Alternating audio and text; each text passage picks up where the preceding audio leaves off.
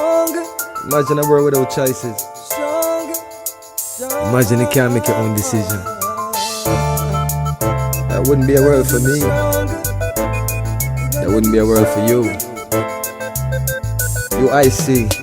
Tell them we're gonna be stronger. Together we can make it right. Our purpose is a better Jamaica for you and I. Gonna be stronger together. Time we all just unify. Our purpose is a better Jamaica for you and I. It is a natural right for every human being to be free. Free, so free. So the government is there to protect you and me. UIC objective is to liberate the citizens from colonial bondage, them regulation, them taxation. Rob Jamaica, we independent. Be stronger together we can make it right. Our purpose is a better Jamaica for you and I. We're gonna be stronger together. Come we all just unify. Our purpose is a better Jamaica.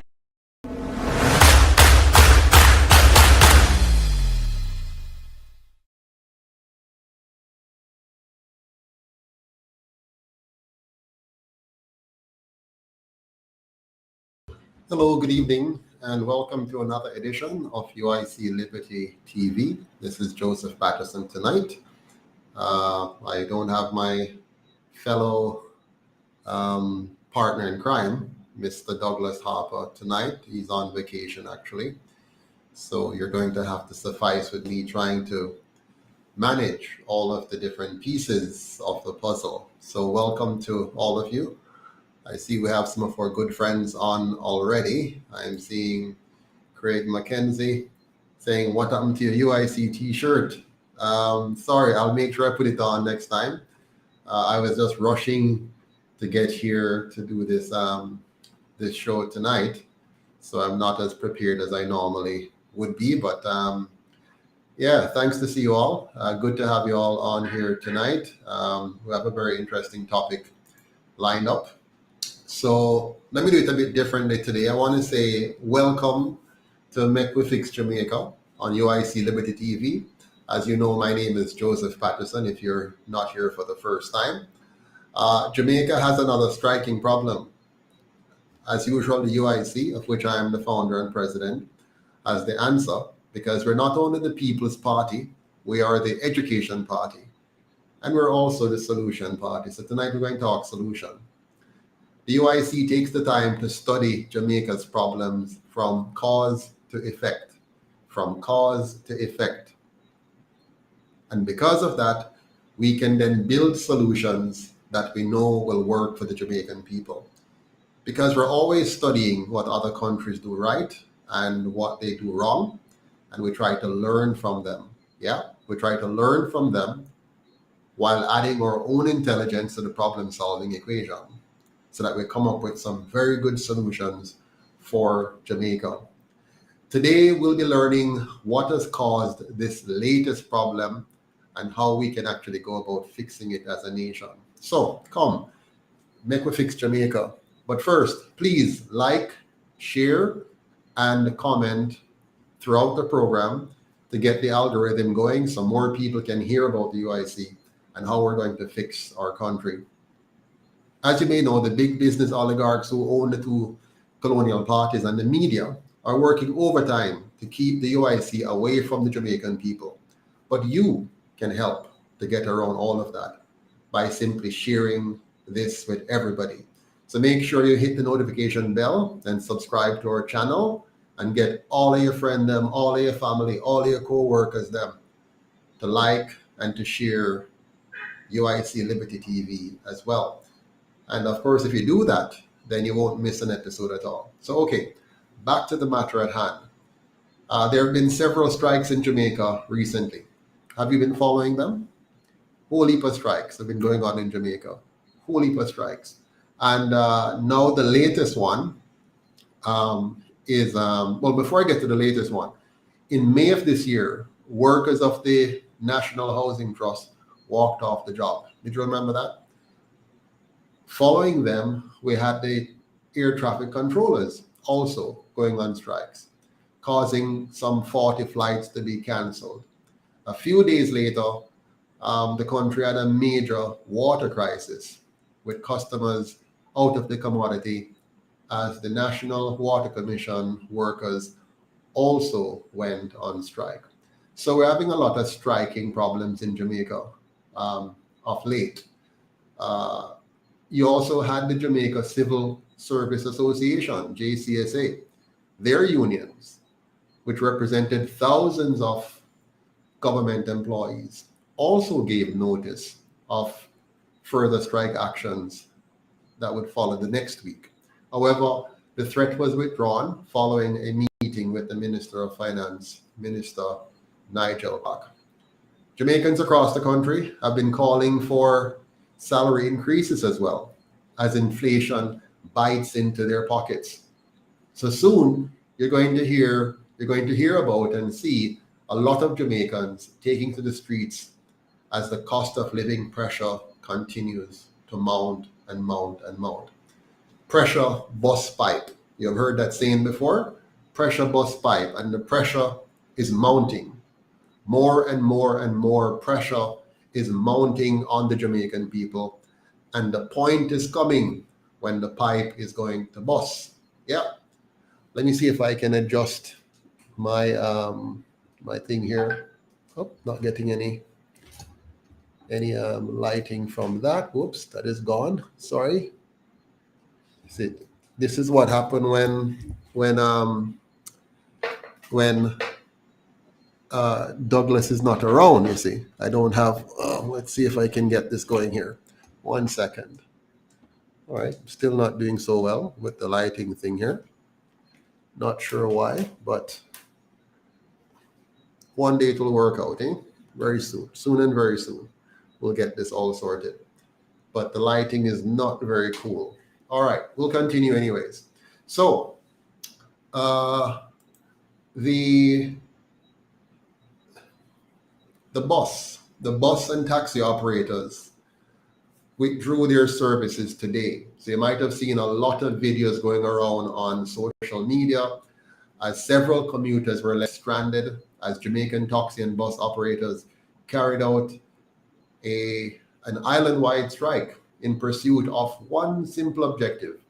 They wanted a traffic ticket amnesty from the government.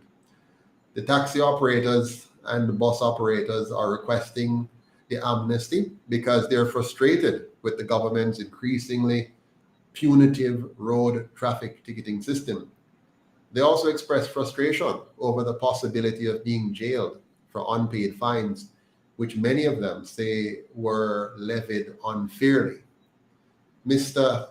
Edgerton Newman, who is the president of the Transport Operators Development Sustainable Services, TODSS, noted that while there's been a recent conversation with the Minister of Information, Robert Morgan, there is still no clear indication whether the calls for amnesty will be granted. Newman said it is unfair that the government is willing to facilitate a gun amnesty, but not one for operators of taxis and buses. I quote, "You can give the gunman amnesty to carry in the gun, and you can't give taxpayers, taximan, busman, an amnesty who are willing to pay their tickets. All they want is a payment plan," said Mr. Newman. Mr. Newman also disclosed that operators would carry out island-wide strikes until their issue is resolved. The Jamaican government has announced 2 traffic ticket amnesties in the past 10 years.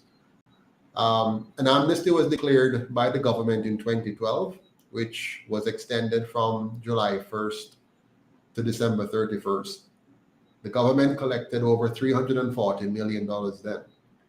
The second amnesty was in 2017, and during that amnesty, the government collected some $846 million. The government said that more than $2 billion in outstanding tickets were uncollected at the time.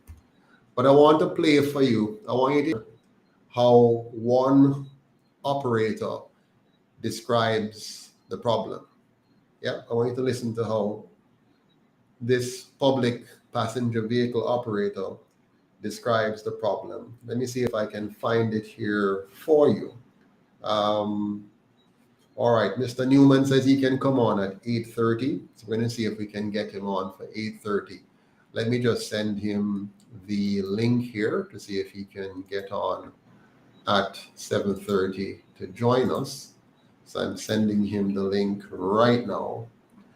Um, and there's another gentleman who wants to join us as well. He's also another operator.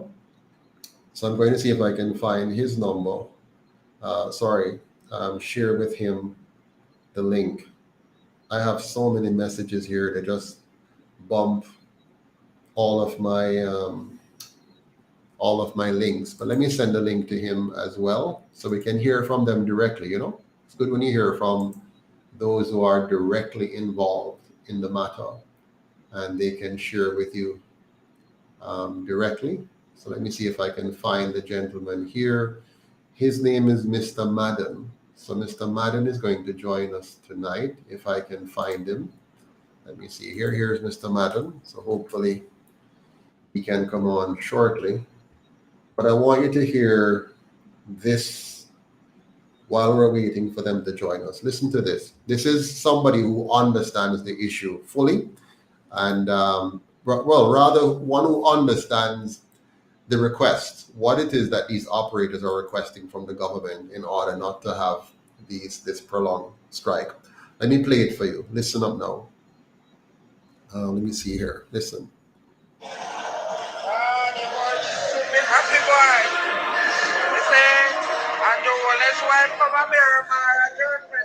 Oh, sorry, that's the wrong one. That is a voice note about the Prime Minister's wife being booed in Florida. I think today she was booed off the stage. I think this is the one. Let me see. Those members that has come on the platform. All right, here we go. Those members that has come on the platform during the course of yesterday and today, let me tell you what is the proposal for the amnesty.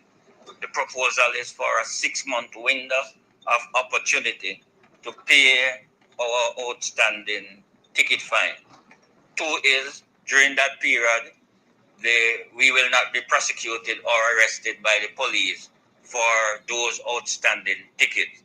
3, we are asking that no demerit points be removed from our license during the amnesty period. 4, we are asking that the fine that are presently on the ticket now be not increased when we go to pay them. And 5, we are simply asking the government to give us an opportunity to redeem ourselves of the traffic offenses that we might have committed directly and indirectly.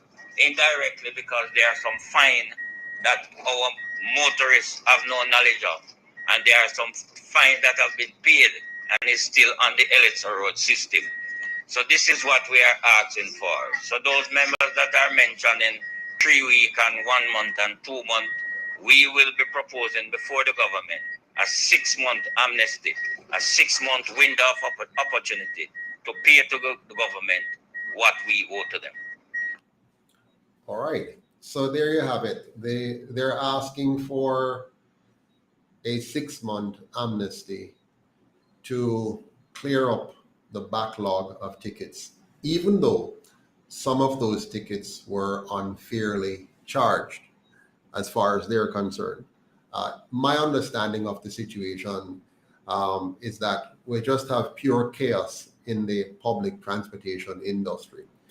The government has failed us yet again to manage I wouldn't say a very simple thing. It's not very simple, but you'd think that by now they would have been able to figure it out after so many iterations involved. But before I go any deeper in the subject, I want to take the opportunity to share with you a little bit of the news on the matter so you can hear how it has been characterized by the news media.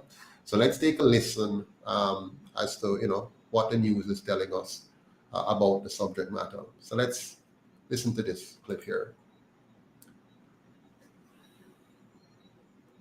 Let me see here. Commuters are bracing for a massive disruption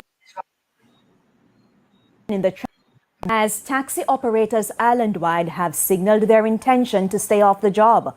They are calling for the government to grant them a traffic ticket amnesty. Up to news time, heads of several bus and taxi associations were locked in a meeting discussing the matter.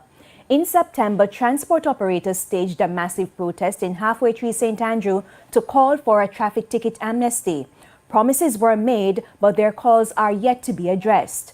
However, a member of the One Voice Transport Association, Tigana Madden, says they are yet to hear from the government about an amnesty.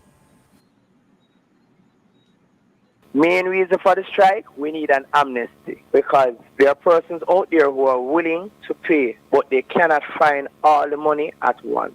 So if you could give them an amnesty over a period of time, and when you give them that amnesty over a period of time, then we can come to you. You will see where it's benefiting you. It is benefiting us as a country because within this time period, you can see how many hundreds of millions, closer to $1 billion that you have collected. And we are sure that this will happen. They have gone and give a gun amnesty and they have not recovered one gun since. So if they give us an amnesty, it will be able to benefit the country financially. Mr. Madden says the demonstrations are expected to be peaceful. No, what we're doing, we are going to let our voices be heard peacefully. We're doing, just like the other day, we had a peaceful demonstration. But there is a but. There is a lot of persons out there who drive their private vehicles who we as operators have no control over. We cannot control them because there are a lot of persons out there who have unpaid tickets.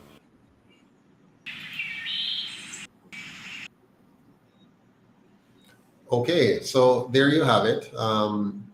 That was the prelude to what was to come today. And then today now we had the mayhem on the streets. And you notice Mr. Madden said that it was going to be a very peaceful demonstration. But it wasn't so peaceful. There were a few instances where persons weren't particularly peaceful. We're going to talk about that in a bit as well. Well, let's talk about it now. Whenever you have any form of protest, you're going to have those of us who are law-abiding citizens who want to have a peaceful protest, and then there are always those who will try to use the opportunity to infiltrate and to create some kind of problem. So they did have that. As you know, the UIC fully supported the transport operators in their call for an amnesty because the system has been very unfair to them. You might recall there was a recent Supreme Court injunction that came out against the government because they have been illegally collecting amounts which they were not permitted by law to do. So the government broke the law for some 15 years in what they've charged these operators, and then turned around and tried to change the law to retroactively escape having to refund those that they have charged erroneously. And the whole system of ticketing is a serious problem because they have not made adequate provisions for the taxi operators to drop off and pick up persons. And they've just been ticketing them left, right, and center. Now, don't get me wrong, taxi men are also guilty of some serious bad driving on the road and all that kind of stuff. But where does that come from? It comes from an improper system design and an improper management of the system. If you don't design a system properly, you're going to get outcomes that are undesirable. Yeah. So it's like you having a company. And if you don't design the internal controls of the company properly, you're going to cause your workers to behave improperly. So you need to have good designs, good controls, and then you're going to have effective outcomes in terms of how people behave. But I want you to take another look. I want you to look now at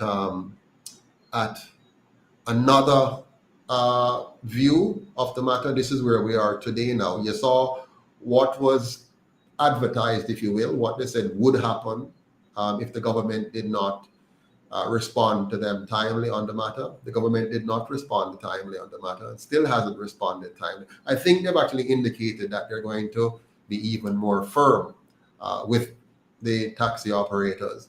So I'm going to share with you now another view on the, well, not a view, but what happened today. What happened today? You're going to see what happened today on the streets as a result of the government's approach to the whole matter. Let's see. Welcome to the Midday News. Here's what we have in the bulletin. Chaos. Taxi operators on strike. Cabinet to discuss requests for traffic ticket amnesty. And later in sports, Shelly-Ann Fraser-Pryce named as one of 5 finalists for World Athletics Female Athlete of the Year. Thanks for joining us. I'm Shane Masters, and here are the details.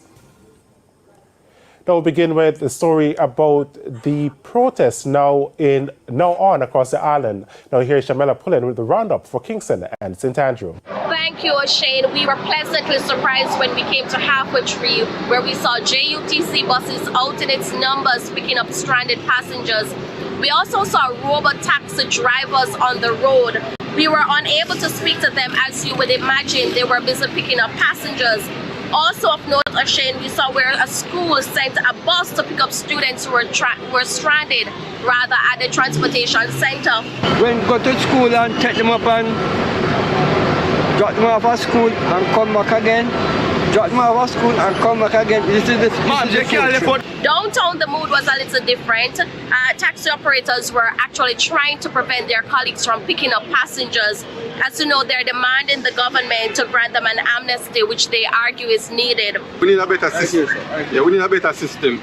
You understand? We need a better system. The taxi man them and the poster man them. We get too much ticket from the police them. Some simple little thing. Them have no conscience to wear a car. You understand? Some here a car and do something for me. We need an amnesty. We can deal with ticket and stuff like that. You understand? We need help. The evening commute might be different, but we will have more in subsequent newscasts. It's back to you in studio. Thanks, Shamela. And President of the Transport Operators Development Sustainable Services, TODS, Edgerton Newman, is condemning the violent protests associated with the strike by public passenger operators. Now, the protest took an ugly turn this morning after some commuters and even taxi operators were reportedly assaulted as they tried to go about their business. In one instance, a taxi operator's tire was punctured in full view of onlookers. The other, passengers were hurled at the exit of a vehicle by a man with a stick.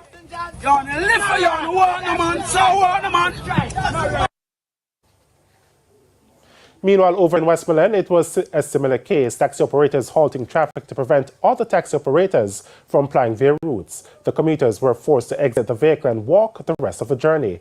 But Mr. Newman says he doesn't support this and is urging the police to intervene where needs be.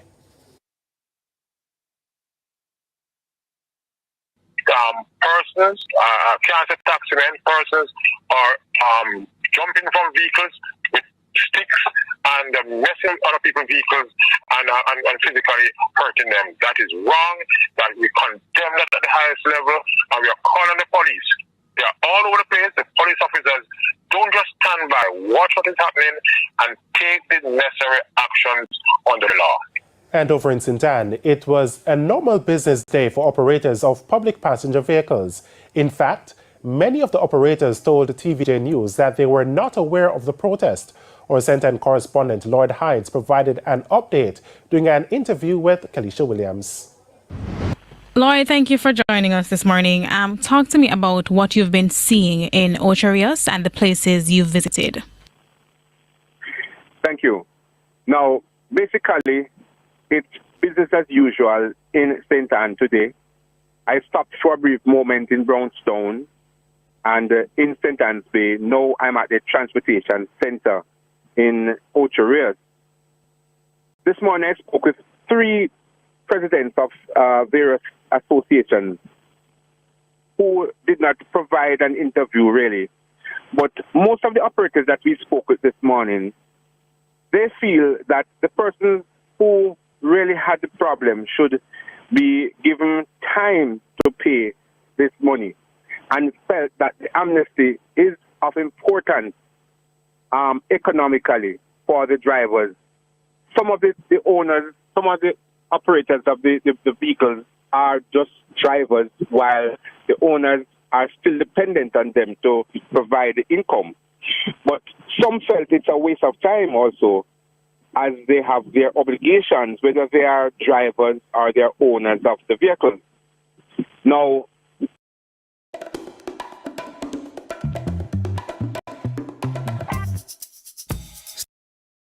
at the transportation center here in Ocho Rios, we are seeing passengers just moving around boarding their respective taxis and buses.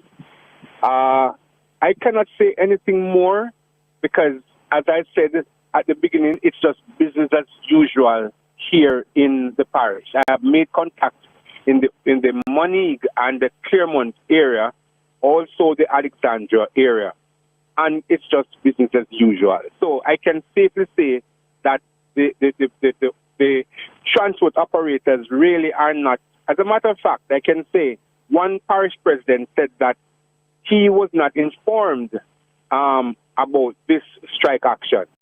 He only heard it through the media last night, and as a result, he could not be a part of that protest action today. That was our reporter Kelisha Williams speaking with our correspondent in St. Anne, Lloyd Hines. Now, in Portmore, St. Catherine, police were on scene from 7 o'clock this morning, keeping an eye on the protests. So far, it has been peaceful. However, 2 persons were in the road and obstructing traffic. Those 2 persons have been detained and they were taken to the police station. They'll be interviewed in short order. However, in Spanish Town, many commuters were left stranded as minibus drivers also joined the protests. You know, all over road me coming from, but normally we take the straight through bus them. But boys, it rough this morning for a taxi we take on Spanish Town and nothing. JUTC place full up. You see what I say? So it's wicked, man. It's wicked this morning, but... In southern parishes, it was largely business as usual, but at least one taxi operator in St. Elizabeth doesn't support the move to protest. You get ticket, pay. Once you're guilty, pay. Simple as that. And drive good pan road. Not for indiscipline bad, you know.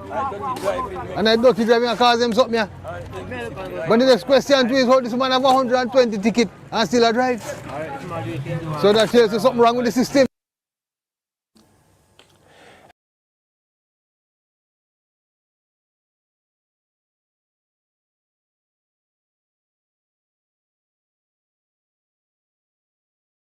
Sorry, the gentleman that ended the program a while ago made a very, very important point. He said that if you get a ticket and you're guilty, you should pay it. And I absolutely agree with that. Mr. Newman also spoke to those who are doing anything wrong, like, forcing people out of vehicles and threatening people and so on. All of that is wrong. But why are we here? Why are we in this situation? What has led to Jamaica being in the situation that we are, where so many of our private, or let's call it, our public passenger vehicle operators feel the need to have to strike to get the government's attention to deal with the problem at hand? We really need to, there's some construction going on behind me. I hope you're not. Can you hear me clearly? Let me know if you can hear me clearly. This is really not so great. Can you hear me clearly, everyone? Let me know. I'm going to see if I can get them to stop that commotion behind me there. 1 second. 1 second.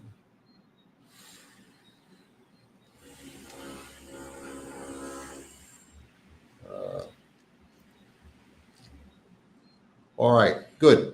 So you can hear me. Wonderful. Thank you so much, Ms. Gillespie, JMH, Ms. Lawrence, or Mr. Lawrence. Yeah, Mr. Forbes. So the challenge we have here is we need to take a close look at why we're in this predicament right now. The taxi operators are not innocent. The government is not innocent. The real issue we have is that there are so many broken pieces in our system that we cannot help but finding ourselves in a position of having strike after strike after strike. I'll share with you a few of the issues. If you were to look at our public transportation system, you'll see a number of problems just staring you in the face. A simple one: there is noise and music on our buses, and this has been for generations. Why? Because the government has never made it very, very clear and absolutely enforced it to make sure that we have peaceful, quiet vehicles. We have overcrowding because the government has never made sure to design a system that matches the population density in the different areas and planning for the different routes and the number of vehicles on those routes to match the population density. The government has never designed a proper scheduling system, in order to ensure we have efficient transportation. The government has never created a corruption-free licensing system to ensure that we don't have an oversubscription in some areas and the undersubscription in others. Watch me carefully here. We continue to suffer from poor customer service. Why? Because the government from day one has never insisted on proper driver training, defensive driving training, and ensure that we don't have a corrupt licensing system. So many persons who drive on our roads did not earn their driver's license. They bought their license. Why? Not because they want to buy their license, but because the system that the government has designed is poorly designed and is designed to facilitate and encourage corruption. You also find that the price point and the cost management systems put in place by the government results in a mismatch between the cost of operating a vehicle and the fare which is charged by the operator from the customers. This is going to cause the operators to do anything they need to do to make enough money to cover their costs and turn a profit to take care of their families. At the same time, because of the mismanagement of our petrojam facilities and so on, our gas price is much higher than it needs to be. Because of government's mismanagement and corruption, the cost of importation of a vehicle is very high. Because of the government's poor design of our roads and poor maintenance of our roads, the cost of insurance is also high. Because of the government's mismanagement, maintenance of our vehicles are very high because of the potholes and so on. Because of the government's mismanagement and corruption, the system of validating the fitness of vehicles is also a problem. So you have corruption there, which meant unfit vehicles are on the roads. All of this results in severe inconvenience and hazard to the customers. And all of this makes its way into many of the problems this year is having today, such as the operators striking. As long as the system is poorly designed, the operators are going to try to see how best they can navigate that poorly designed system. For example, it is unclear the rules of how and when to drop off and pick up passengers when driving one of these red plate taxis. That creates another problem. It results in a lot of ticketing. You also have police officers who are corrupt in their behavior and corrupt in their design, that also results in over-ticketing and excessive ticketing. So you have all of these problems coming together simply because of one basic issue: bad governance. Now, what our government does is whenever it has a problem, it uses a violent approach to solving the problem. Now, this also becomes the norm for the citizens. We don't know how to dialogue. We don't know how to reason. We don't know how to effectively negotiate. Because if you know that the negotiator on the other side is corrupt and not trustworthy and not somebody you can respect, it's going to change the way you negotiate. And so in Jamaica, we have a lot of aggressive, violent approach to solving problems. So the drivers of these buses and taxis, having reached out to the government and get the cold shoulder, get empty promises, and a general lack of competences by the government leads to the problems that we have here today. Now in Jamaica, we have yellow bus, we have route taxi, we have charter taxi, we have tourist taxi, we have the Knutsford Express. All of these things intertwining. We used to have a train service, all of these things intertwining. But what you do not have is a very clear, well-designed, seamless system that links all of it together to work effectively. Now, you might believe this is normal, this is okay. No, it's not okay. It is the way it is because those in charge of our country are either incompetent to the highest degree, or they're too focused on stealing, and on winning. So their efforts in government is not focused on creating a safe, clean, and orderly Jamaica for all of us to enjoy. They're focused too much on trying to find ways to rip off the Jamaican people and to make sure they win the next election. So the focus of our government is not aligned with the needs of the people. They're not focused on delivering quality service to the Jamaican people because they can get away without doing that. Why do you think Jamaica is so dirty? You see, if you create a people that don't even know what a good country should look like, don't even know how government should really operate, are largely uninformed and uneducated and unaware of how disgusting their lives are because of their government. If you can keep the people that way, then you don't have to spend the people's money in a way that gives them the quality that any decent society should have. And so these two parties have been able to get away with murder by sucking up so much of our tax dollars, over 900 billion of it every year, and not deliver quality management of our country. If Jamaica was a business, there's no way that the shareholders who have invested their monies would have allowed these two entities to continue to run and manage and operate that company. They would have kicked them out a long time ago. The shareholders would have voted them out a long time ago. But you know what? The shareholders would have understood the value of protecting their investment.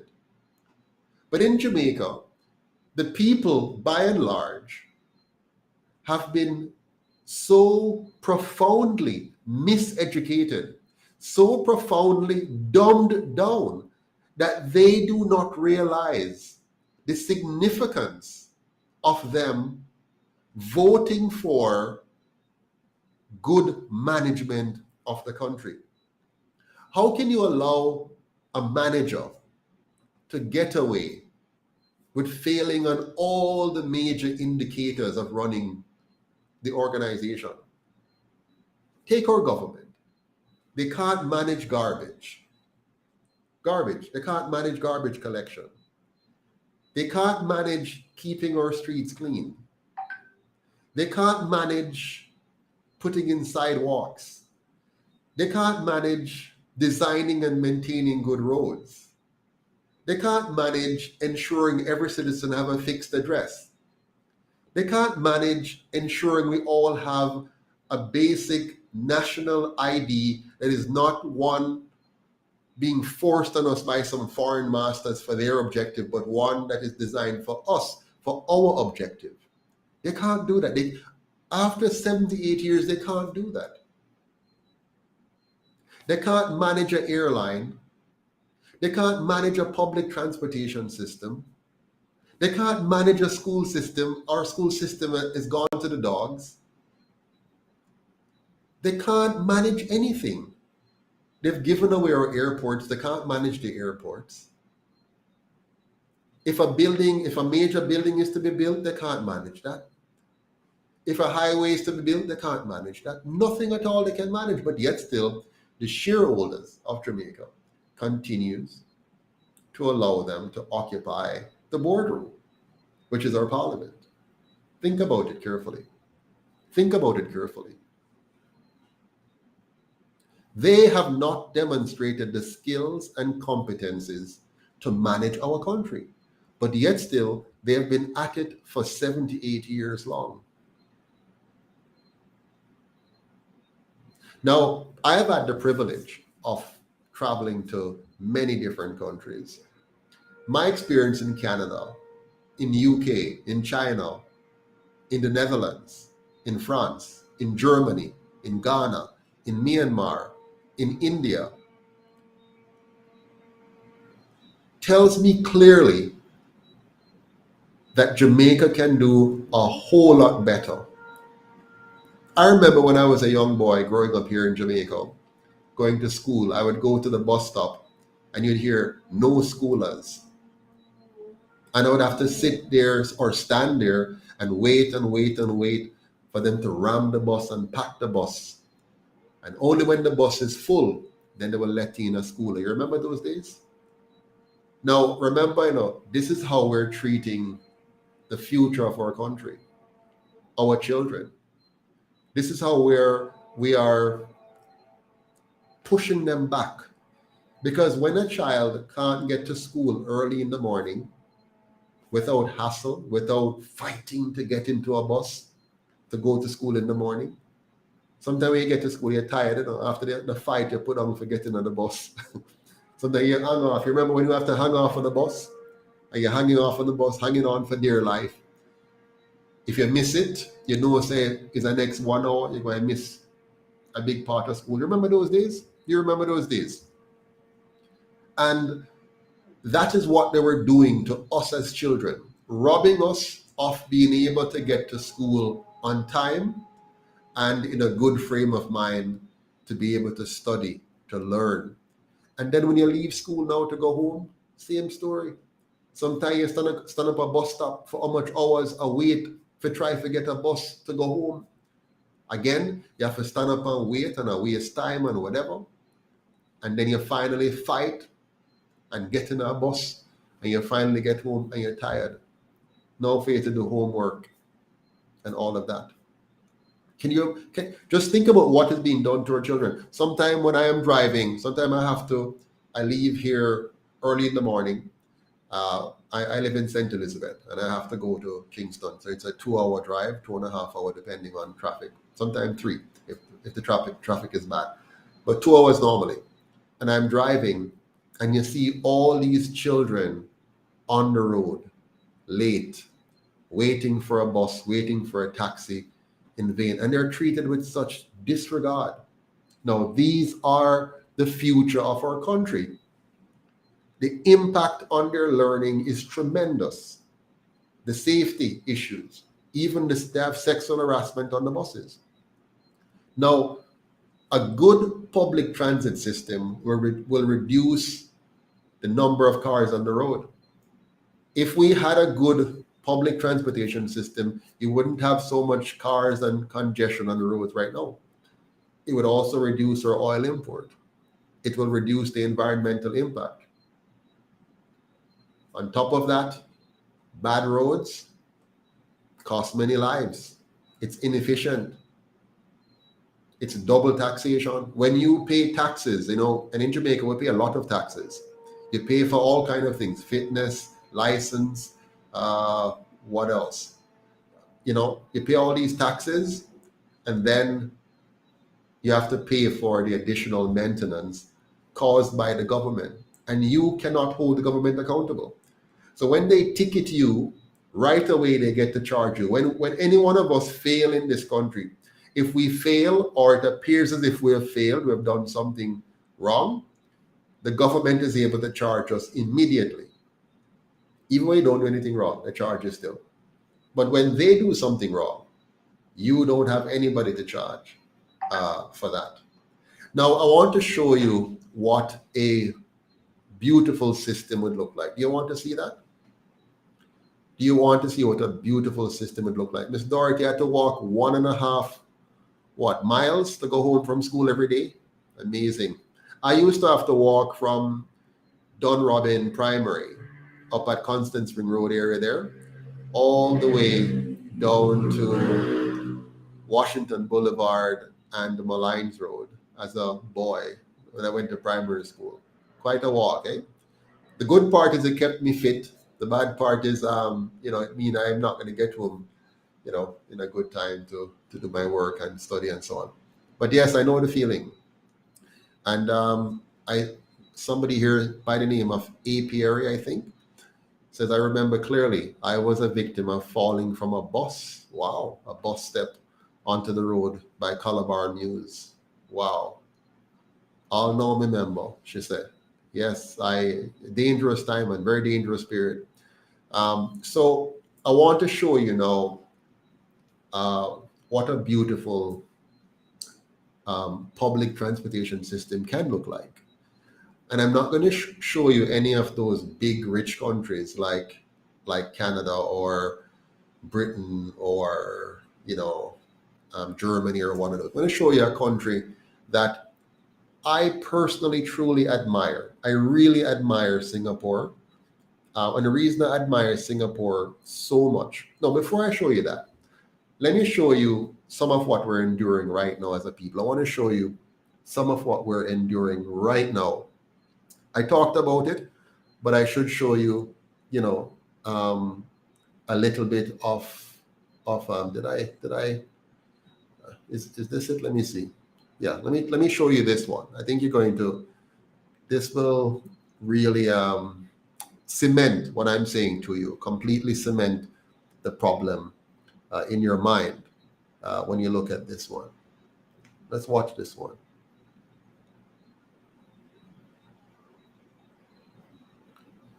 Or, oops, let's do this. Let's back up a bit. Let's back up. Let's back up a bit here. Public transportation crisis. We are up first this evening. Is the country on the brink of a public transportation crisis? We asked the question and have been seeking answers in our latest In Focus report. Now, as part of this expose, we spent weeks visiting transportation centers in the corporate area. We now join Anthony Lugg live from one of these locations. Anthony? Thanks, Janella Herman. So we decided to explore the issue because of scenes like the one behind me. I'm currently in half retreat, and as you can see, angry, frustrated commuters simply trying to get home.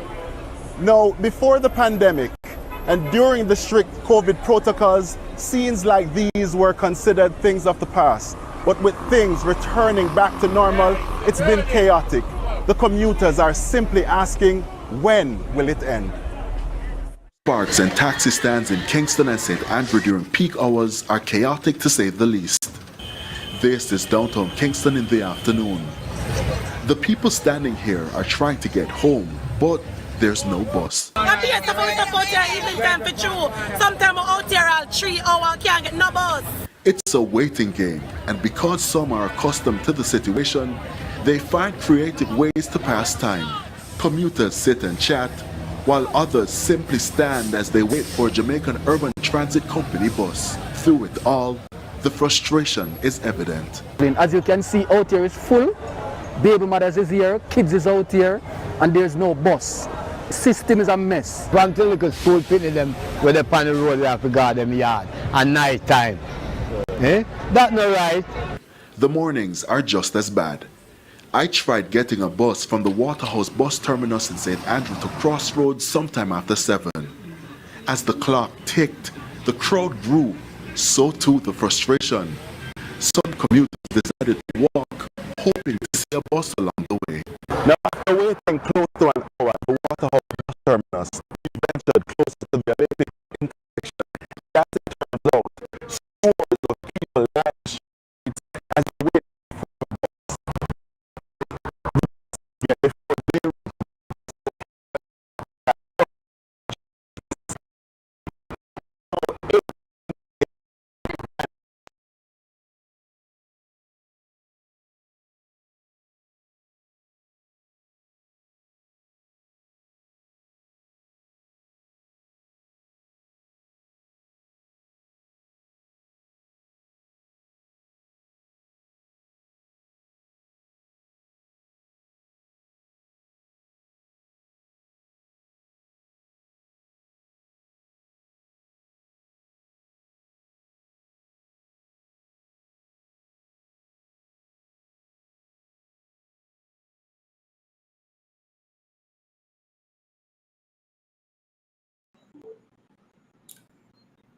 It looked like we lost connection for a little bit, so I'm going to rewind partially, and we'll try this again. Let's see if we're good. They reach this location, and as such, the drivers simply turn around. It's now 8:20 a.m. Still, dozens of students are here waiting for a bus.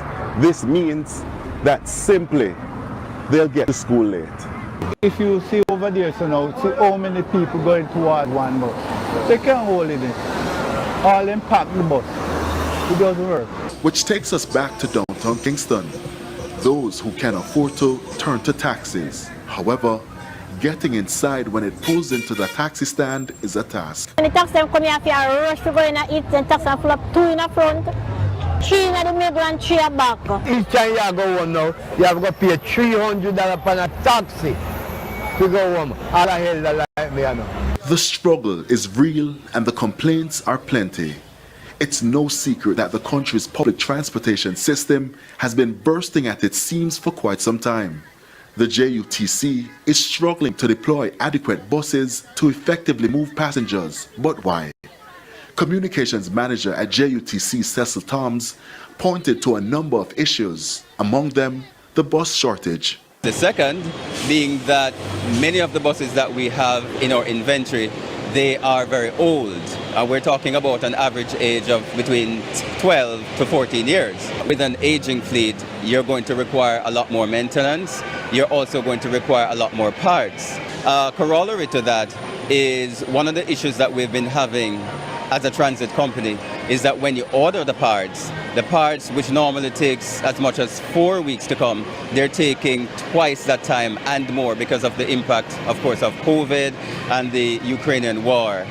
Government recently purchased new buses, but it could be a while before those arrive. In the meantime, dispatchers have been using various strategies to abate what has been described as a crisis. On any given day, when there are more people, let's say Portmore people, there are more Portmore people on the stands, they will reroute certain buses to accommodate those people. Now, naturally, that will mean the other folks whose buses have come will be rerouted and they will in fact be impacted. But that is what we have to do to mitigate the impact of people waiting for extraordinary long periods. With hundreds of Jamaicans struggling daily, some have lost hope in the country's public transportation system. It gone bad already. It can't come fix again. In part 2, children share their experience and how they're being impacted by the transportation crisis. I'm the water and I... You hear that? The man said it gone bad already. It can't fix again. Well, I have good news for him. It can be fixed. There is hope for Jamaica. It's just unfortunate that if we continue to elect the two parties that have been running the country for the last 78 years, then there will be no hope. we have given them 78 years so far to fix this problem. And in fact, what they have done is to create more problems. And right now, the Prime Minister is on a oratorical spree.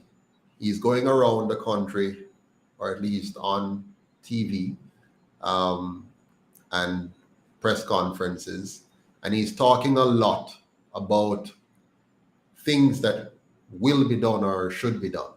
So he will talk about the need to provide what the UIC has offered, which is a youth employment solution service. He will talk about a 21st century transportation system. He will talk about moving Jamaica to organic farming. He will talk about moving to alternative energy. So all he's doing is talking about now all the things that he's learning from the UIC. So my question to you is, if at this stage, after 78 years, all the government can do now is to suddenly learn or copy from the UIC and regurgitate that with all forms of promises, if they could not have done all of what they're now going to talk about by copying the UIC, if they could not have done that in the 78 years that have passed up to today, why should we trust them to deliver on those promises in the future? Now they know that they're preventing the Jamaican people from hearing about the UIC. They're making sure that the people don't see us on the evening news. They don't hear us on the evening news. They don't hear our perspective. They don't hear our solutions. And so the Prime Minister is counting on the successful impact of the PSOJ oligarchy using their access and control of the media to keep the Jamaican people fooled into thinking that the Prime Minister has suddenly figured out how to fix Jamaica's problems. We must not allow them to fool the people. But anyways, I want to share with you now how Jamaica could have been. I'm going to share with you what one country, one small country, one very small country, a country that I have the highest degree of respect for, a country that we, the Jamaican people, must look to as a basic model. Because sometimes, when we talk about, say, big countries like Germany or Australia or Canada or England, it sounds big, it sounds impossible, it sounds like, no man, we can't compare ourselves with them. They're a big, rich country, we can't compare ourselves with them. So I always want to compare ourselves with a little country, a country which is 1/15 the size of Jamaica, a country which, if you take it up and drop it into Jamaica, you could drop it into 15 areas of Jamaica the way it's small. A country that does not have 1%, not 1% of the natural resources that we have. A country that in its formation in 1965 was very divided compared to Jamaica, which was mostly united by the fact that we were mostly black people. Most of us were black people. Most of us spoke the same language, Patois, and to some degree English. Most of us shared the same religion, roughly Christianity, with a few people having a few others, but Christianity was the major religion. So we never had any serious race wars in Jamaica in the 1960s. We had some issues, yes, with the colonial powers, and we wanted to get them out and so on. But generally speaking, we were a homogeneous society, and we spoke roughly the same language. We shared very similar cultural values. Compared to this little country now, where they had religious problems and religious wars, they had language problems. They spoke different languages, so they were fighting over language. They had racial problems, so race, religion, language. They had,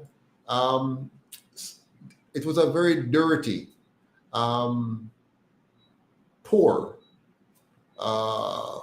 horrible place to live in 1965.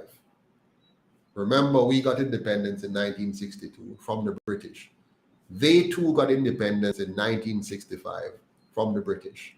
But they had far less than us in so many ways. Remember, they're 1/15th the size. 1 in 15. Very small. Lacking in resources. The one thing that they had, however, that we didn't have was a great leader who put the people first and who had the skills and competences to lead the people through a process of transformation from poverty to prosperity, from third world to first world, from unsafe, unclean, and disorder to safe, clean, and orderly. That's the kind of leadership that Jamaica needed and still needs today. Somebody and a group of persons who are not only good speakers, because we never have a problem with that. Our leaders can chat. Yeah. Some of us are very charismatic. Some of us are very verbose. We can talk like crazy. As a matter of fact, it's a general trend I've seen in Jamaica, especially with our intellectuals. Boy, them can chat. You can't chat like them. Them can chat, them can chat, them can chat. But when it comes on to the doing part now, when it comes on to having the competencies, when it comes on to having the courage, when it comes on to having the leadership skills to actually get things done, no, that's where we have a problem. But this leader of this country I'm talking about, he would lead his country in such a way that they are one of the richest country in the world today. And so I want to show you their transportation system tonight. I want you to see how they have managed their transportation system. Now, the UIC has learned from them. We have learned from Germany. We have learned from Canada. We have learned from the UK. We have learned from so many other countries. And I thank God for the privilege that I have had to physically go to these countries and experience the difference good leadership, good planning, exceptional management can do for a people. We are no less capable than any other nation on earth. As a matter of fact, I think we have a great amount of genius that is locked up in us and prevented from being fully explored because we have leaders who are colonial in their mindset. They have remained loyal to the principles of colonialism, the colonial thinking, the master-slave economy, where they try to keep themselves as our lord and governors, as opposed to doing like what Lee Kuan Yew did in Singapore and unleash the genius and excellence of his people. He never tried to remain their master and lord and governor by keeping them down. He was elected consistently for 30 years because he elevated his people. He empowered his people. He encouraged his people. He educated his people, not with a colonial Eurocentric education, by the way. He educated his people to be thinkers, to be creators, to be innovators, to be designers. Here in Jamaica, we educated our people to be fools. So we have a lot of educated fools walking around, PhDs, masters, bachelor's degrees, and yet still we can't build our own highways. We can't build our own hospitals. We can't design energy solution that would make us energy independent. We can only talk about it. We have water problems still with a country with all the water in the world there. We should have no water problem, no energy problem, no food problem. Our food prices should be among the lowest in the world, but yet still we have food cost problems. Why? Because we do not have an education system that is built, that is designed to bring out the best in our people. Our system is designed to oppress our people, to keep our people dunce, so that today a prime minister born after 1962 can call the people them fully dunce. Why him can do that? Because him, as a former education minister, him as an MP that has been in office for more than 25 years, been in parliament for more than 25 years, him is a part of the problem. Him and all of them, even those young ones now who are joining those two parties, that tells you their mindset. That tells you the limit of their intellect. Because nobody who is highly intelligent, nobody who is fully aware, nobody who means this country good, who wants to truly transform this country, could find it an easy matter to go and join either of those two gangs. I always ask the question, how on earth do we expect two gangs to fix the crime problem in Jamaica? How? It's impossible. You cannot ask a wolf to protect sheep. You can't ask a fox to protect chickens. The two just don't go together. We cannot ask two gangs to go and fix the gang problems in Jamaica, the gang warfare problems, the crime problem, because they're gangs. You cannot ask two very corrupt entities that have imported guns, placed them in the hands of our boys and girls, that have systematically organized gangs in community to win votes. How can you ask them to fix the problem that they create and which they need to preserve in order to keep their hands on power? Every single solitary politician in Jamaica that represents those two gangs must be acquainted with the gangs in their communities. I'm not asking you, I'm telling you. Every single one of them, 63 of them on one side and 63 of them on the other side, all 126 of them knows the gangs and the gang leaders and what's going on in their communities. Them can't win election without knowing. Every single one of those gang leaders that we have in parliaments, because they're gang leaders, every one of those so-called members of parliaments are a franchisee of a gang in their respective constituency. And each of them have mini gangs under them. We call them councillors. So every MP or MP caretaker for any one of those two parties have a gang structure below them. They have councillor candidates that are a part of their gang structure who are embedded in the community. They know all the criminals. They know the gun racket. They know the drug movements. So don't be fooled.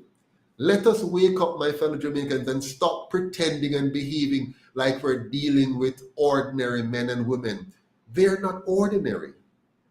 The Prime Minister, the opposition leader, the MPs, the senators, the councillors, they are all a part of an organized gang system. So they're the biggest gangs in Jamaica. So when they're telling you that they're going to go after the gangs, what are they talking about? They mean they might occasionally arrange to kill a few people who need to be taken out of the system. Yeah? So let us be clear. We are not dealing with civilized men and women who are looking out for the best interest of Jamaica. They are there to preserve the power and the prosperity of their gangs and their fellow gang members. It's the hierarchy. And one of the biggest gangs is the gang over the two gangs. That gang is the PSOJ oligarchy. They are the bigger gangs now, and they wear jacket and tie as well, and they go into boardrooms. Yeah? And they go into boardrooms and sit around boardroom tables, and they come on TV from time to time and make pronouncements and say, oh, they're asking the government to do this, or they want this to be done, or so on and so forth. No. These guys are a part of a bigger organized gangs. And so they provide a lot of funding now to keep the two gangs in place. And those two gangs now help the sub-gangs called the councillors in place. So it's big enough. It's a massive enterprise. Remember, you're talking about 126 MP candidates from those two gangs. You're talking about 228 councillor candidates or caretakers on one side, another 228 on the other side. Let's work that out. How much is that? You're talking about 456 down the south, plus 126 up the south. And then now they have workers in the system.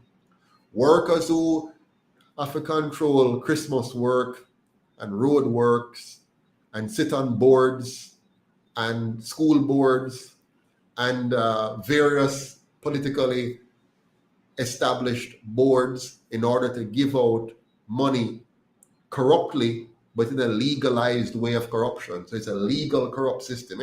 So you get appointed to a board that's legal, right? Yeah. But why were you appointed? Were you the best person for that? Were you the most qualified person to serve on that board? Was there an open system to all Jamaicans who were qualified, or did you get on the board because of your connection with that particular gang? And so now you're on the board getting taxpayers' money. Now, by the way, that board may have been totally unnecessary. So we have a proliferation of boards, too many boards, whole heap of boards. Doing what? The country's still dirty. The country's still unsafe. We still can't pick up garbage.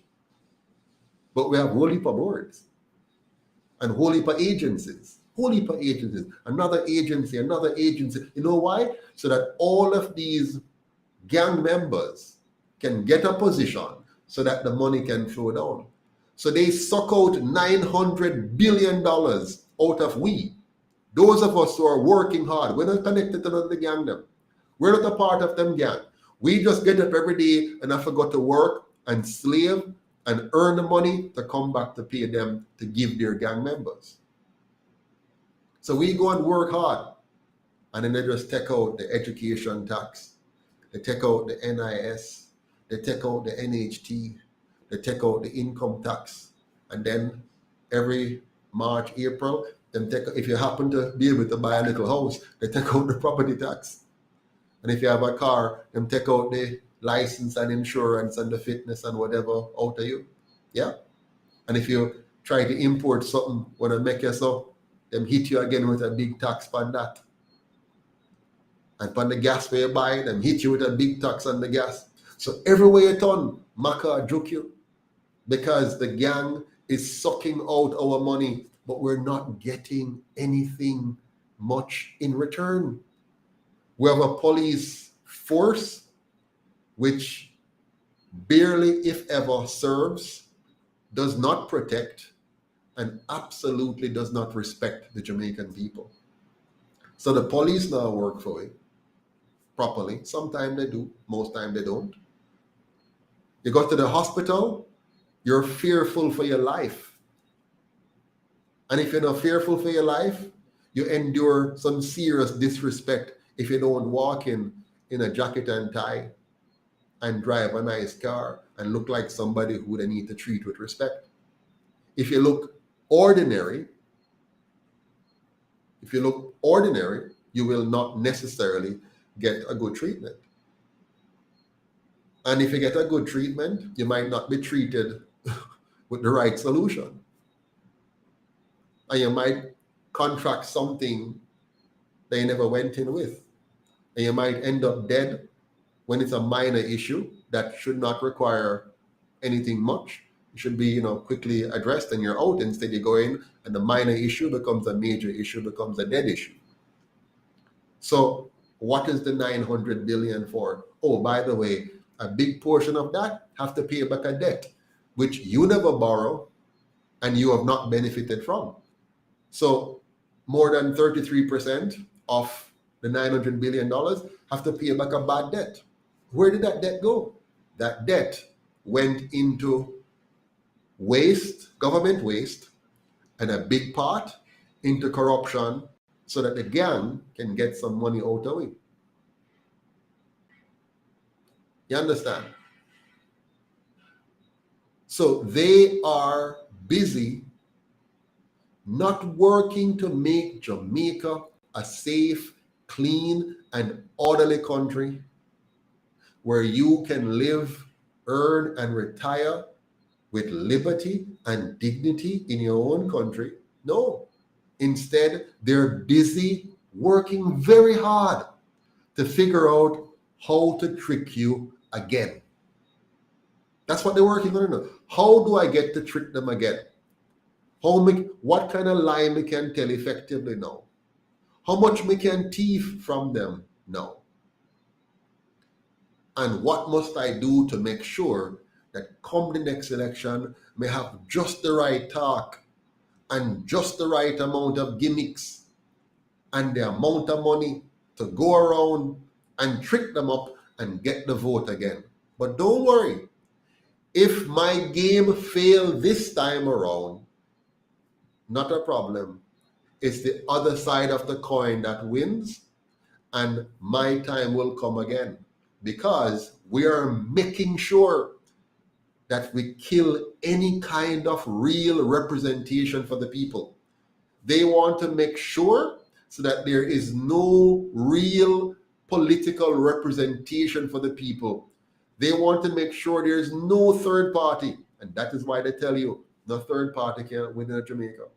So they are working day and night, day in and day out to kill the UIC. They know someone have the money. The only way we get money is if the ordinary Jamaican give us. They know we're not a part of their club. So we're not on the list. We're not on the donor list of the PSOJ oligarchy. The PSOJ is quite fine. They will give their $300 million at the next election to these two clubs, these two gangs, in order to trick the people. So their goal is to design such a perfect system of corruption that will eliminate your hopes of ever being able to extricate yourself out of their claws. They are tightening those claws around the Jamaican people, fastening it around our necks, strangling us, draining the last lifeblood out of us to make sure that at no time at all you have a real option. Voting JLP or PNP is not an option. Both of those so-called options is simply you just voting for the PSOJ that controls them both. You just voting for the colonial masters that control them both. So they know. So they're working overtime. Very hard. And the truth is, they're succeeding. They're winning.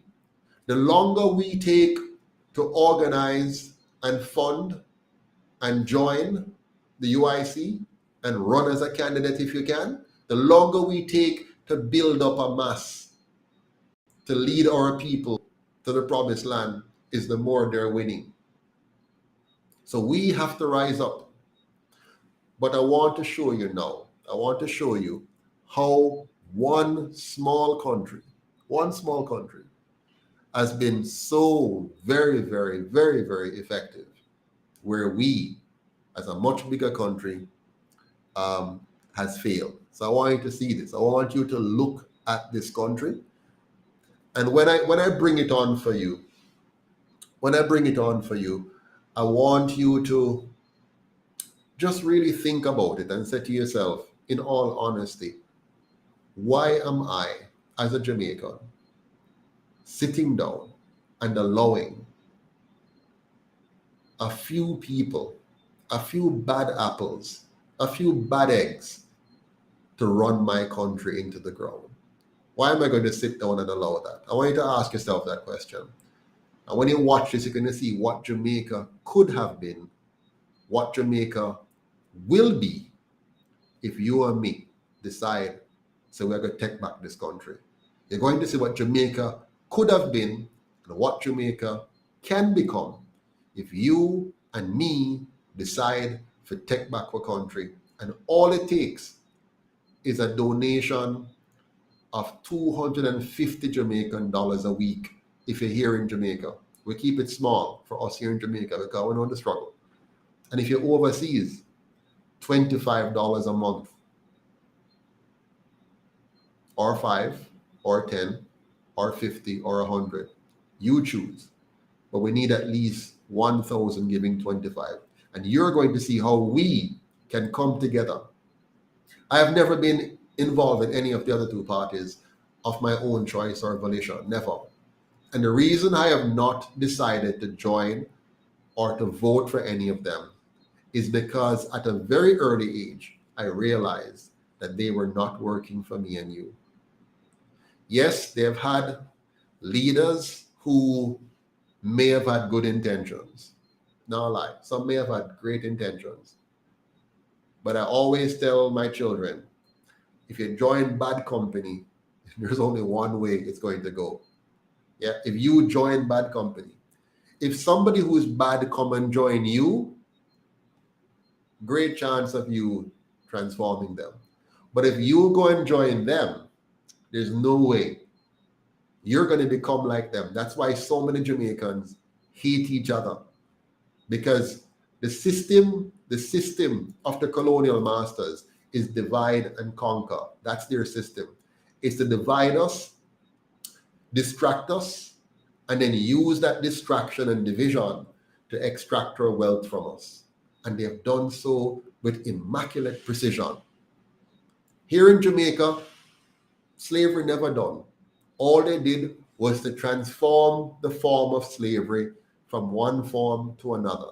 So right now, we're in the period of wage slavery and fast becoming a country of fully done people, as per the Prime Minister.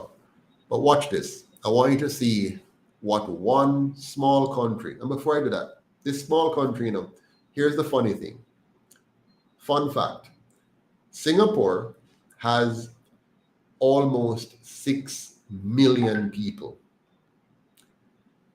in a space the size of St. Thomas. 6 million people in a space the size of St. Thomas. That means, I'm going to do the math here for you. If you take 6 million, see, 6 million, like that's 6 followed by 60, 6 million. And remember, they're the size of St. Thomas.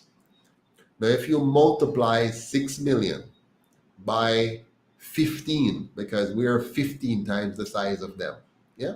St. Thomas is a small parish. It's the smallest parish in Jamaica. So you have big parishes like, St. Elizabeth and Westmoreland and so on. So we are 15 times their size. And they have 6 million people in one little area, in one, that little 50, that size. So we're going to multiply the 6 million by 15. Look at that. That's 90 followed by 60. 6 zeros. That means Jamaica can hold 90 million people if we were to approach the density of Singapore. And with all of that tight density that they have and the small amount of land that they have, by the way, Singapore import water. And them not have no water, them have to import water. Yeah? We have so much here, my friends. We have everything we need to have in this country. Jamaica can be one of the richest countries in the world. We can be a Dubai. We can be a Singapore. We can be one of the richest nation on the planet. We have all that it takes to do that. The one thing that we lack is the leadership, supported by a proper system. Because if you don't have a proper system, even good leaders will die in an improper system. And that is why the UIC has designed a proper system. We call it a non-partisan constitutional republic. It is designed to win. It has all the right elements: an elected president, an elected Senate, subject matter expert as ministers, your representatives living in the community that they represent, a 100% publicly funded campaign finance system to get rid of the big money, to get rid of the corruption, a system which is designed to focus and force our politicians to do the right thing, a system that will protect our individual sovereignty so we can't have a repeat of what happened during the recent so-called pandemic. We have everything to be the richest, one of the richest nations on earth, one of the safest nations on earth, one of the cleanest nations on earth, one of the greenest nations on earth, one of the healthiest nation on earth, one of the happiest nation on earth. We have all that it takes to get there, except the leadership provided by these two parties and the system of governance that is required. The UIC has the leadership, the UIC has the system, and all we need now is for all of us to come together and fund this party to be the party of the people, the people's party, the education party, the solution party. That's all we need. So Singapore, 15 times smaller than we, 6 million people, means Jamaica can hold 90 million people. But we're not going to fill it up, so. But what I'm trying to let you know is if we take the 3 million we have here now, and if we were to bring back everybody from the diaspora, I'm not saying we will, but if they were to all come back, that would still only mean 7 million people here. And you know the funny thing about it? Because the UIC is going to roll out the red carpet for Jamaicans in the diaspora, let me tell you how we're going to do that. I want to go to the film, but I want to tell you this. We understand something that the other two parties have failed to understand. They have tried to divide us into Jamaicans versus the diaspora. And they have given us a mindset of we versus them. No, no, no. All the way are Jamaicans. All the way. And so the best way to run Jamaica, the best way to build Jamaica, is to make it a Jamaica for all Jamaicans, whether you live in Jamaica or not. So we must see you as a part of the team. Whether you're there at Japan, or you're there at Singapore, or you're there in North America, Canada or the US, or you're in Cayman, or you are in Germany, or Switzerland, or Sweden, it no matter. We need to see all Jamaicans as part of the team, one Jamaica, and recognize that we are stronger together. So you want to build a model that fully incorporates all Jamaicans around the world, give them the full right of voting in our election from anywhere that they are, full voter rights. Give them the right to return at any time, 100% duty-free. So you never have to pay a dime in taxes just to return to your country and bring back all of your assets with you. Bring back your company assets, bring back your family assets, bring everything with you, your pension, everything. Your car, your bus, your truck, your computers, your technology, your equipment, bring everything, no matter how much of it you're bringing. Bring all of it and come back to this country duty-free. And you must have the right to vote. And you must have the right to serve in any capacity for which you are qualified to serve, whether elected or appointed. No discrimination. Once you are a Jamaican, once you are a Jamaican citizen that is born of a Jamaican parent that is born in this country, you must be given full and complete welcome back to this country, even if you're living overseas. So you can live over there and fully invest here.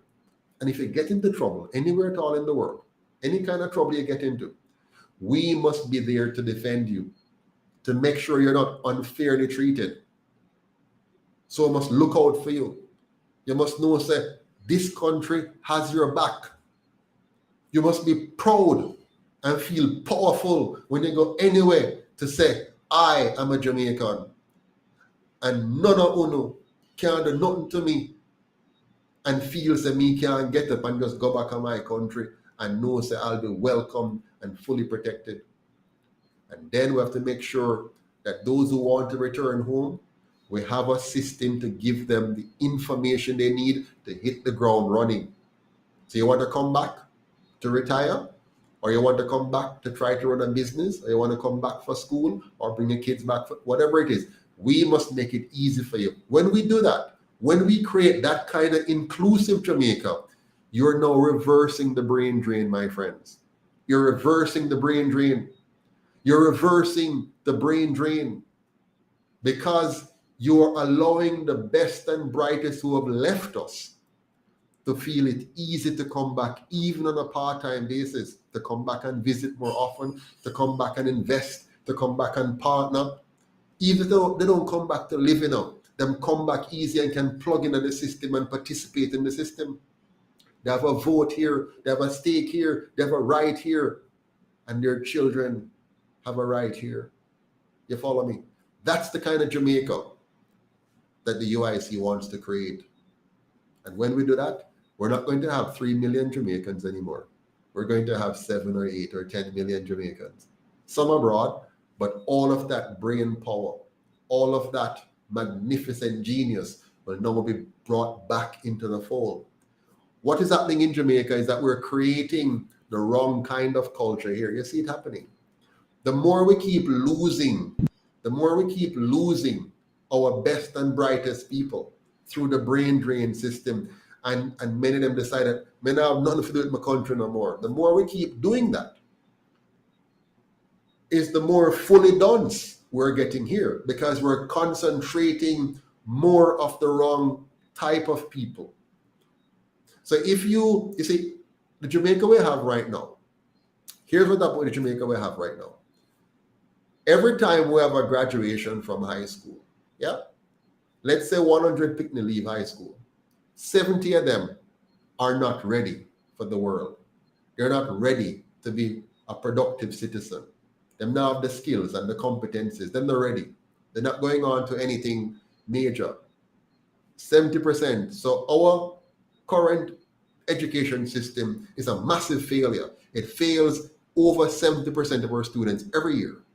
Now, the 30% who is better than the 70%, of that 30%, those who come out a little better than the other 70, more than half of them go and migrate quickly out of the country.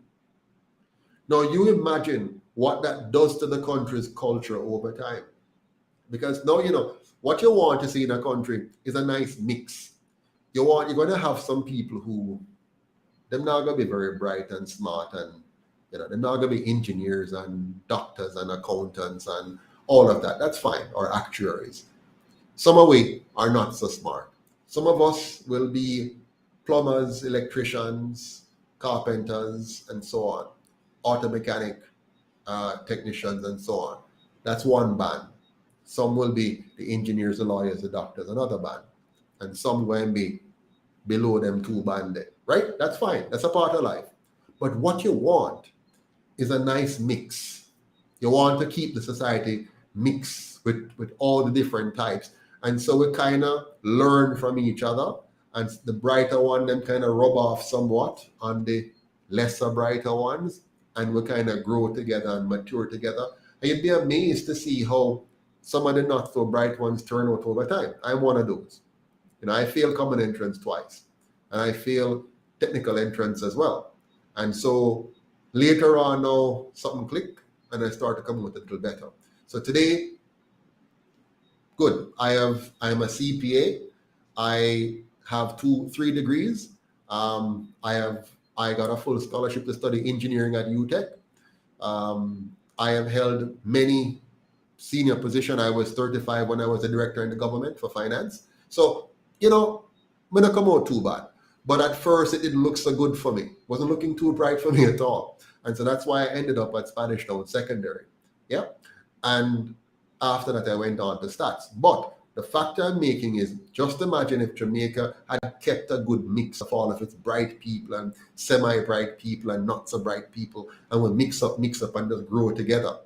But if we keep losing the best and aggregating the less, then that aggregation of the less will make us even lesser, because we're not having that mix to get rich. The UIC's policies now is going to begin to reverse that, because we want to get back a lot of them people there back into the system.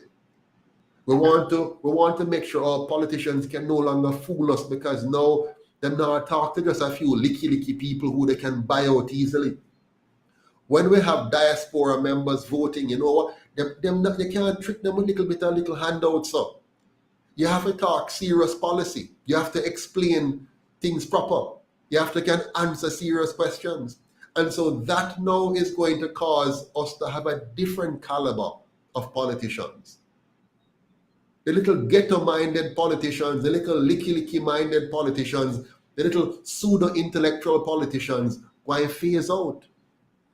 And now you're going to have politicians of the stature of a Lee Kuan Yew. The kind of men and women that can think, design, create, innovate, analyze, and lead the Jamaican people to a path of prosperity.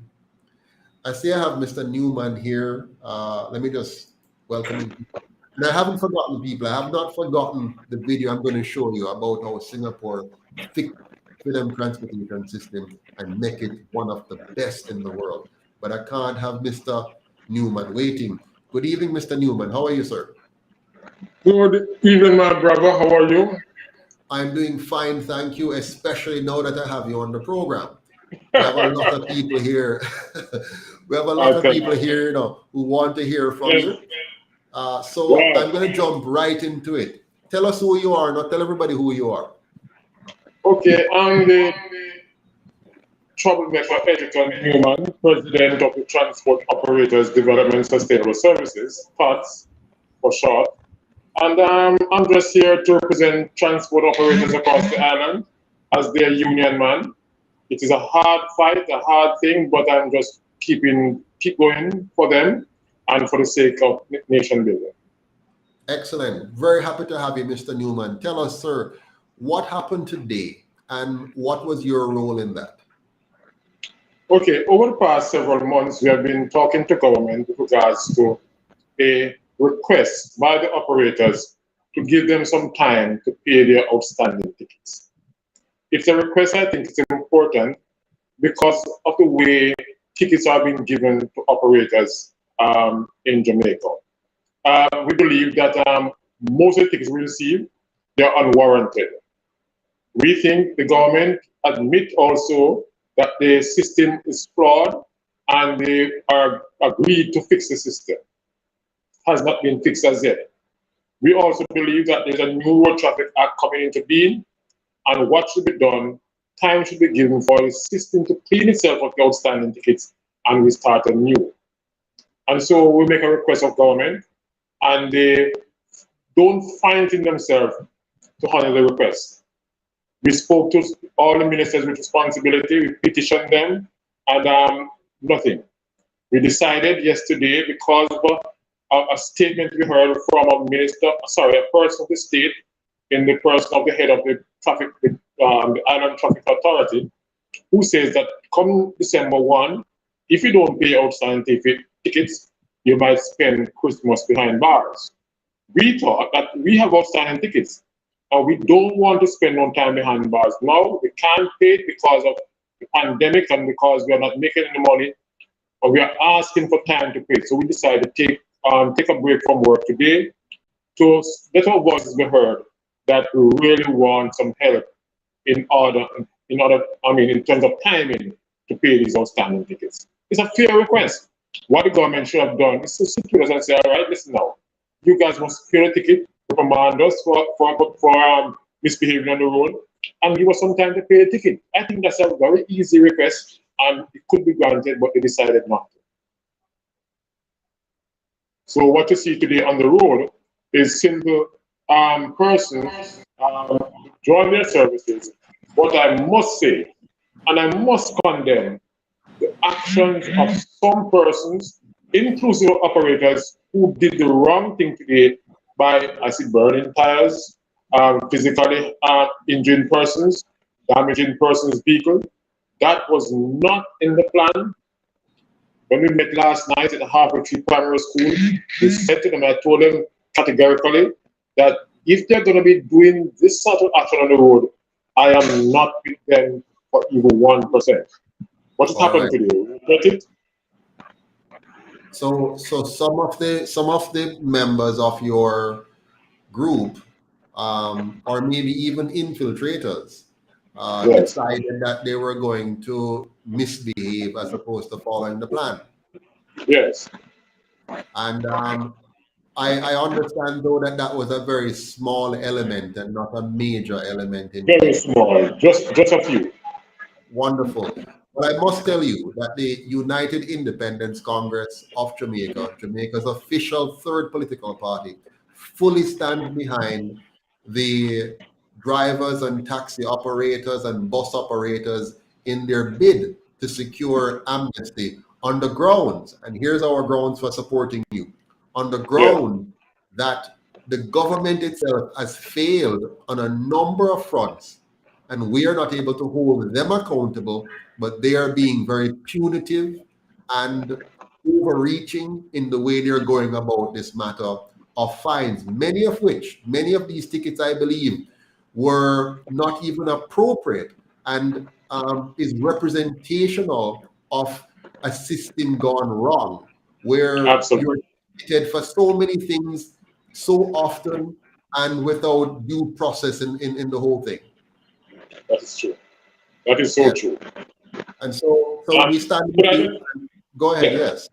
Could I just make a point? Now, we have what is called Hackney Carrot, 7,000 of them in the corporate area up and down. They were given a license to operate in 3 parishes, pick up and set down where it is feasible. Now, if you walk around Halfway Tree, Papine, downtown Kingston, you will notice that every section of the roadway is painted yellow. Now, that means you cannot stop there, you can't park there. Now, where should we stop? Where should we park when there's no taxi stop nowhere in Jamaica? Small little bus stops, it's only for buses. If you park there, you get a ticket. If you stop there, you get a ticket. So we are in a situation where we know that most of these tickets were received in the corporate area, and those tickets are illegal because we have nowhere to stop. And the government should not ticket us because we have nowhere to stop. And those are the things that we are saying that should be contested.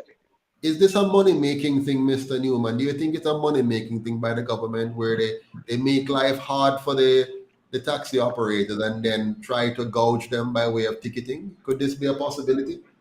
Absolutely. It is a part of the budget. The government last year put in place I think it was $290 million to make from traffic ticket. So it is clear that is a money-making thing when you serve tickets. Listen, let's be frank. The police have a quota. They have to give a certain amount of tickets per day. And the policeman will tell you, I'm going to give you 5 today. I mean, matter of fact, if you don't do this ticket book, when you go back in, they'll say, listen, stay on the desk, you have no use, don't go on the road. Because you're not writing any tickets. So wait a minute. So basically, the police force has become a form of legalized extortion. You say it right, and we are saying clearly that's how it looks, and the government need to address that. Yeah, because my understanding is that we have a lack of police resources, and we have very limited resources. And instead of us tackling the major crime problem, we're busy trying to make criminals out of taxi and bus operators. Yes, that is what is happening, and it is clear from every corner. It is clear that this is as they put it, a form of extortion. Yes. Take for instance, when you're wrecked, when a wrecker pick up your vehicle in Hartford and taking it to Linders Road, it is for taxi now. It is $35,000. On the books of Transport Authority is $8,000. Wow. So where the rest of money goes? Who get those money? The question is asked, who received the balance? Is it the wrecker man and the police? It can't be the wrecker man and the taxi man, right? And so the system is flawed. The government admit the system between tax office, the police traffic department, and the courts is flawed, and they need to address it. They say so, you know. And so, okay, we'll address it then. Give us some time to pay the money while you fix the problem you have there in the ticketing system. Boy, the whole thing seems Let me just make one other point. Just one quick point. The government moved quickly to what is called e-ticket. So they have a thing on their waist, a print ticket, and give it to you. Get one of those tickets and put it on your dashboard for 2 hours and see what happens to it. No information on it. The print's gone. So when a taxi man gets a ticket and put it down, before he goes to the tax office to pay it, there is no writing on the ticket. You know, I put that to right, police, and they admit. I have experienced that. I have gotten a ticket before, and the thing, by the time I went to the court, the thing, all of it gone. Information gone. Oh my So goodness, you're so right. You are so right. You are so right. Okay, Mr. Newman, I want to thank you very much for sharing some time with us tonight. There's somebody here saying they have no sympathy for you guys, the tax, because you raised fares during the COVID. I understand. My apologies for that. We need the money. But as a fellow businessman, I fully understand that one has to balance the cost of operation. Yes. We don't run taxes on water, and not even water is free anymore. So, you know, you have to pay for all these costs. And by the way, correct me if I'm wrong, Mr. Newman, but because the government fails to properly manage and maintain our roads, that adds significantly to your cost of operation, doesn't it?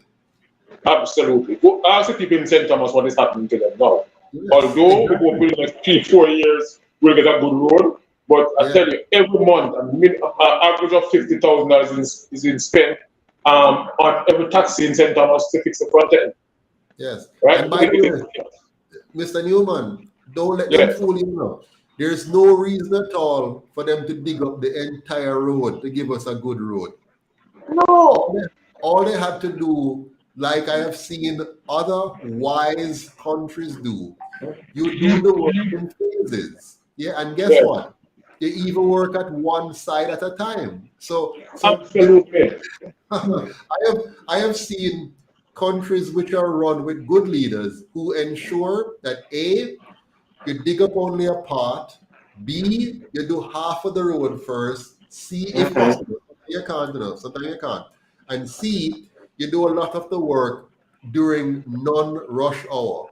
So for example, I'll go to work in the morning when I used to live in Canada, for example, and I leave out and I go to work in the morning. I leave home at say 7 o'clock in the morning.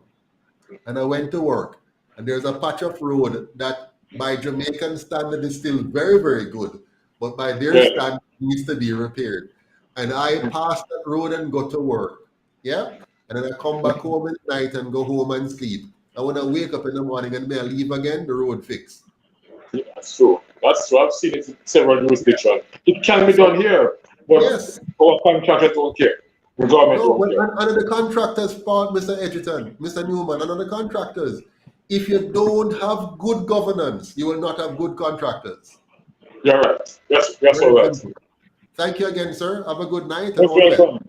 You take care. I'm going to get some rest now. Yeah, man. All the best. Take care. Appreciate it. Yes, my good people. That was Mr.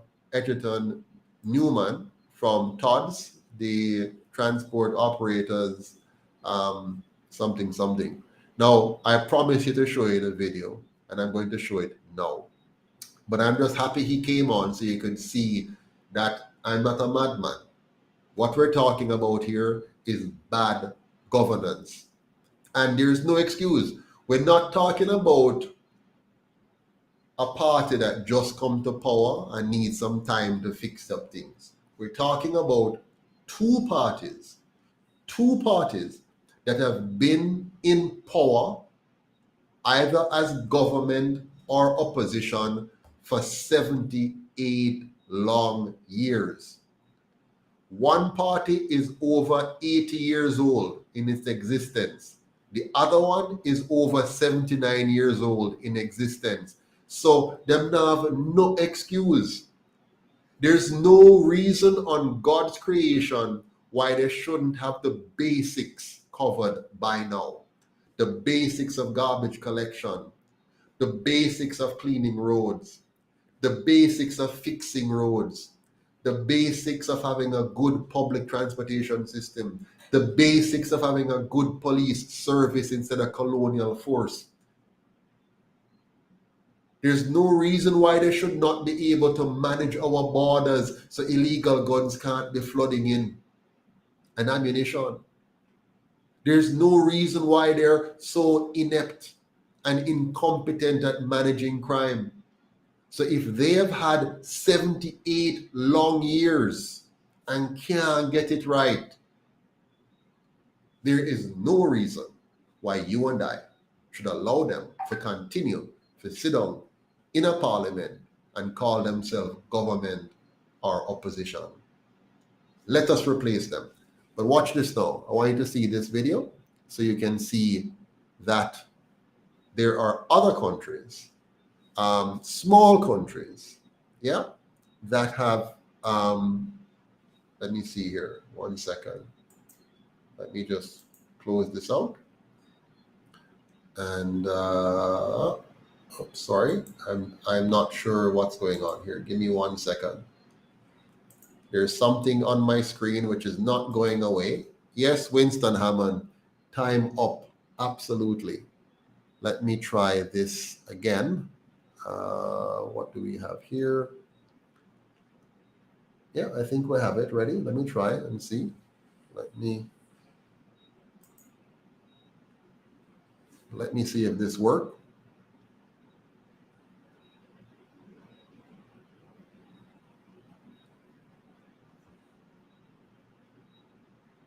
All right, so we're having a bit of a technical challenge here. Let me see if we can get this technical challenge sorted out.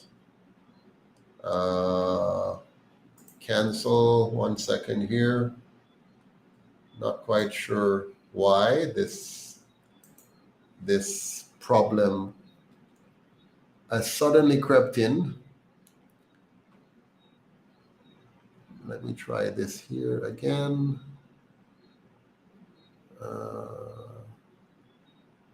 Okay.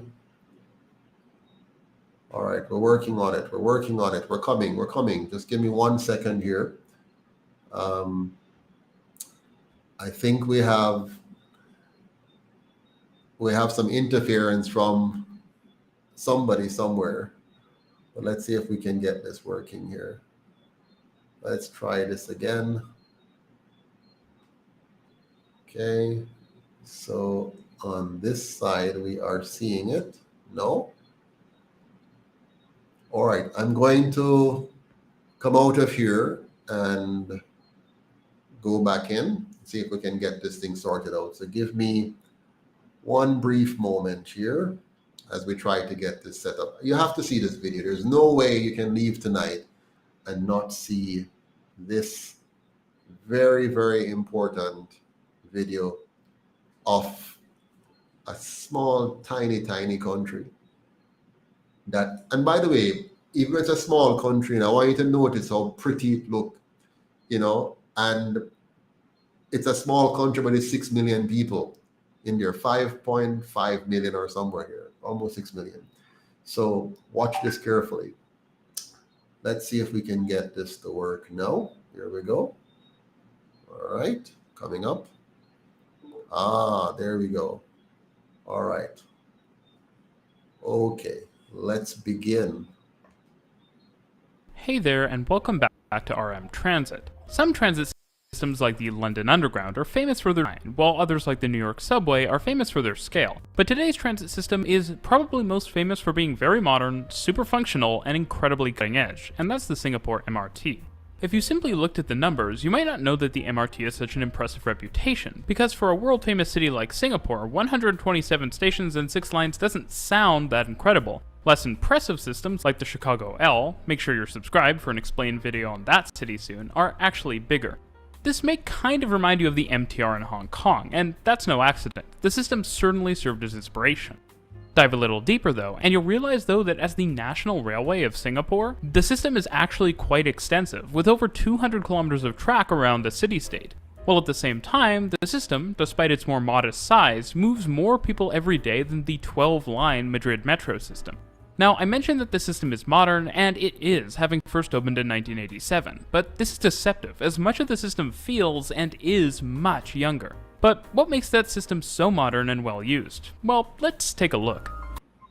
Hey, I'm Joey, and I'm one of the 30 AI voices from. You listened to this video until now, and you probably tell I'm not a.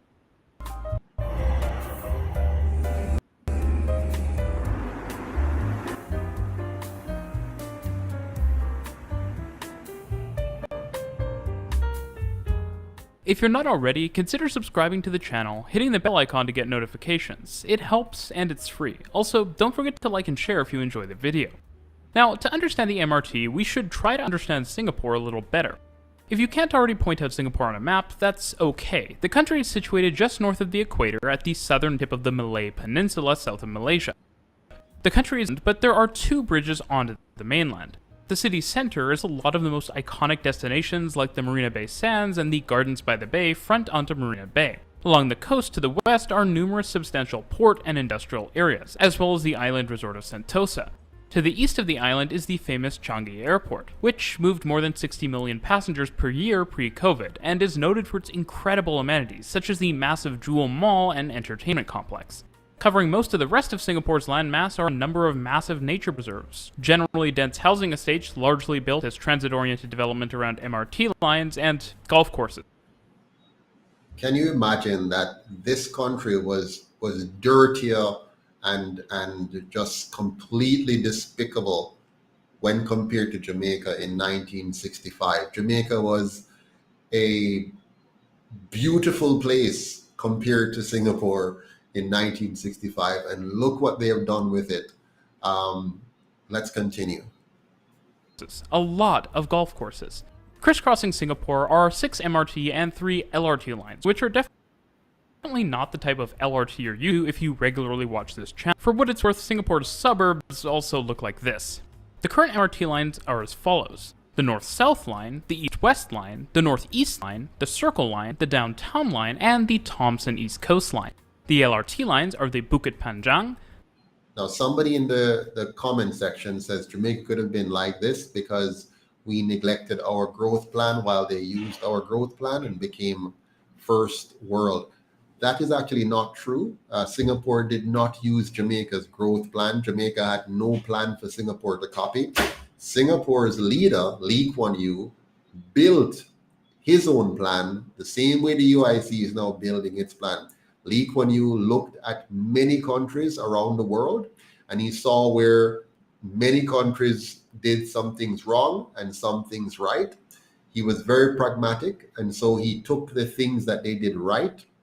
He tried to avoid the things that they did wrong, and he built a unique Singaporean approach to problem solving that resulted in Singapore today.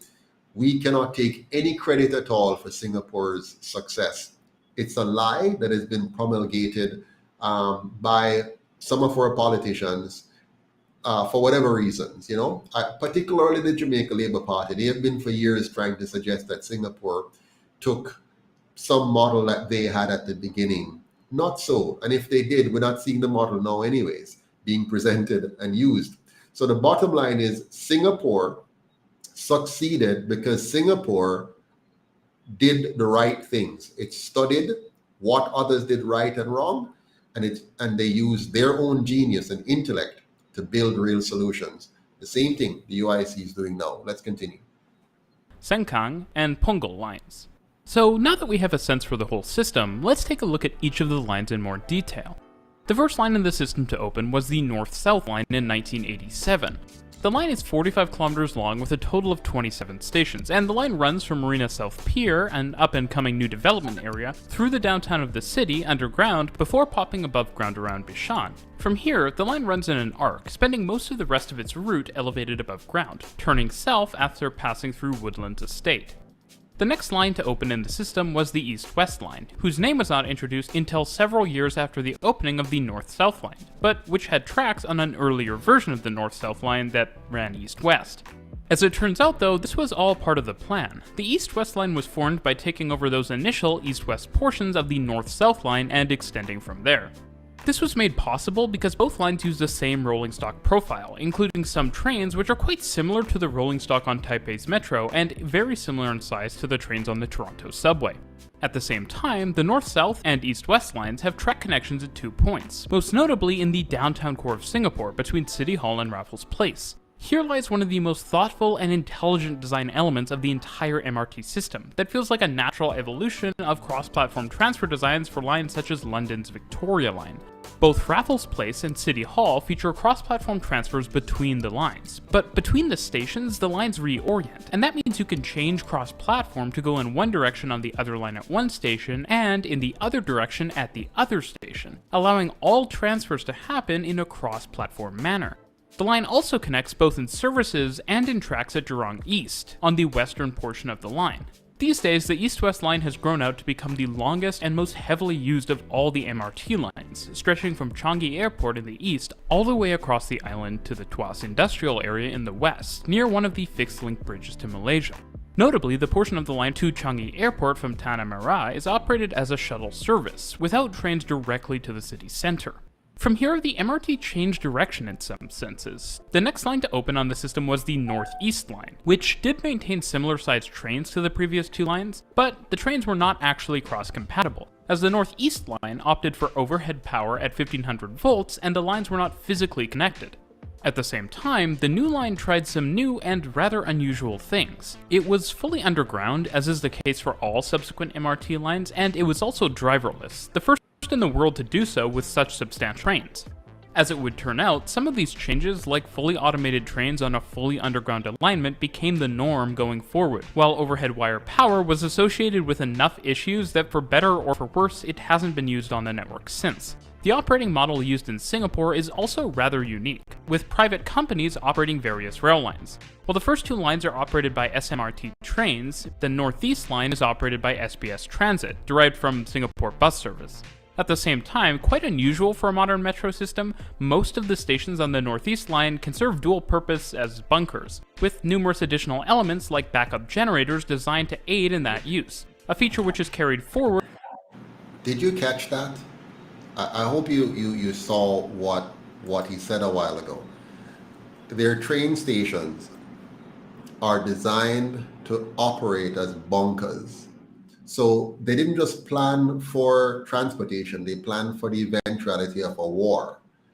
And they build within those bunkers, while looking pretty and nice, they built within them structures to support life throughout the process. That is leadership. That is vision. That is the kind of organization you call the government. Not what we have here in Jamaica. What we have here in Jamaica is not government. This is Dolly House.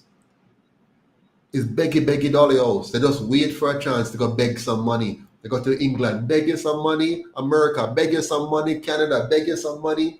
Can you donate an ambulance? Can you donate a piece of hospital equipment? No.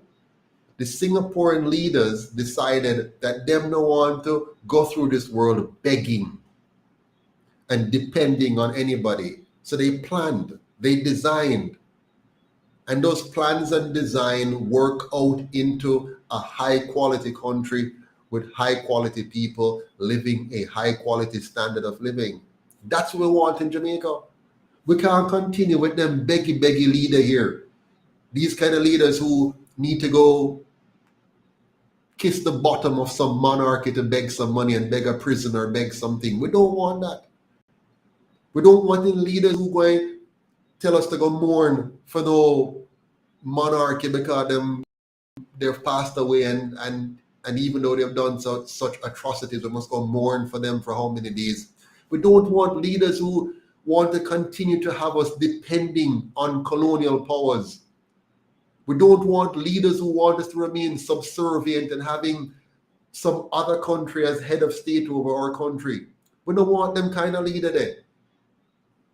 We don't want leaders who only move when it's politically expedient, when it's about how they can trick us to win the next election. We want leaders with vision, with competencies, with a plan of action which is designed to make our country of superior standards. We must think higher than this, Jamaicans. If them can do it, we can do it too. If other men can create quality countries, quality governance, we can do it too. We must love ourselves. We must respect ourselves. Jamaica is a country that shows that it's not respected by the leaders or the people. We have learned to disrespect ourselves and disregard ourselves. We have learned to accept mediocrity. We have learned to live in garbage and filth. It's time for us to stop it. But let me continue with the program. Anyways, let's continue.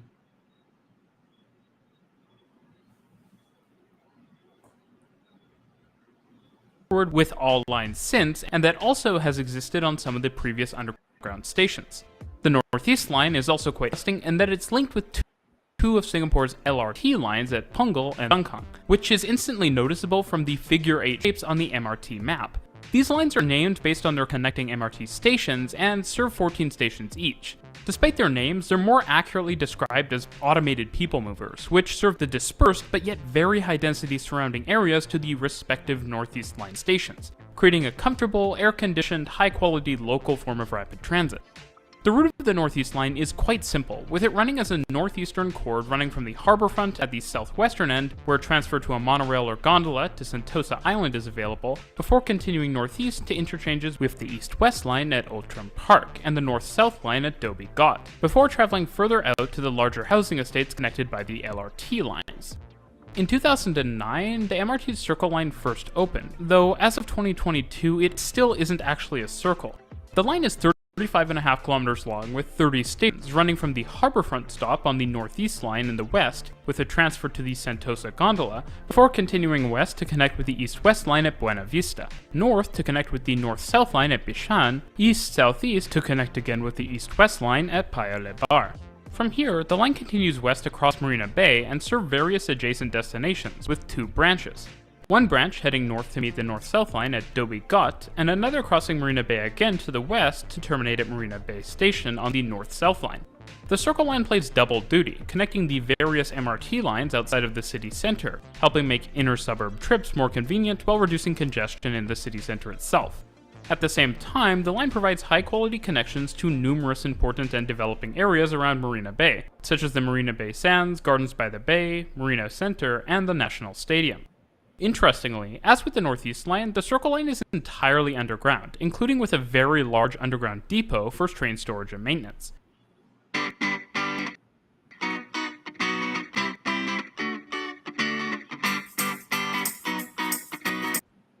Following the Circle Line came the Downtown Line in 2013, with the purpose of serving downtown, and with a very interesting and unusual shape. The Downtown Line runs from the far east, where multiple connections to the east-west line are made, to the downtown, with an intermediate connection to the Circle Line. In downtown, the line forms a loop, though notably without a connection to itself, meaning you either need to ride around the loop or do an outdoor walk to connect.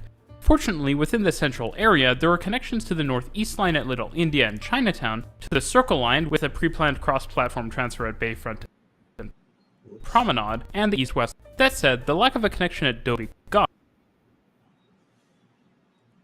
Yeah, I will just pause the video here to respond to this comment here.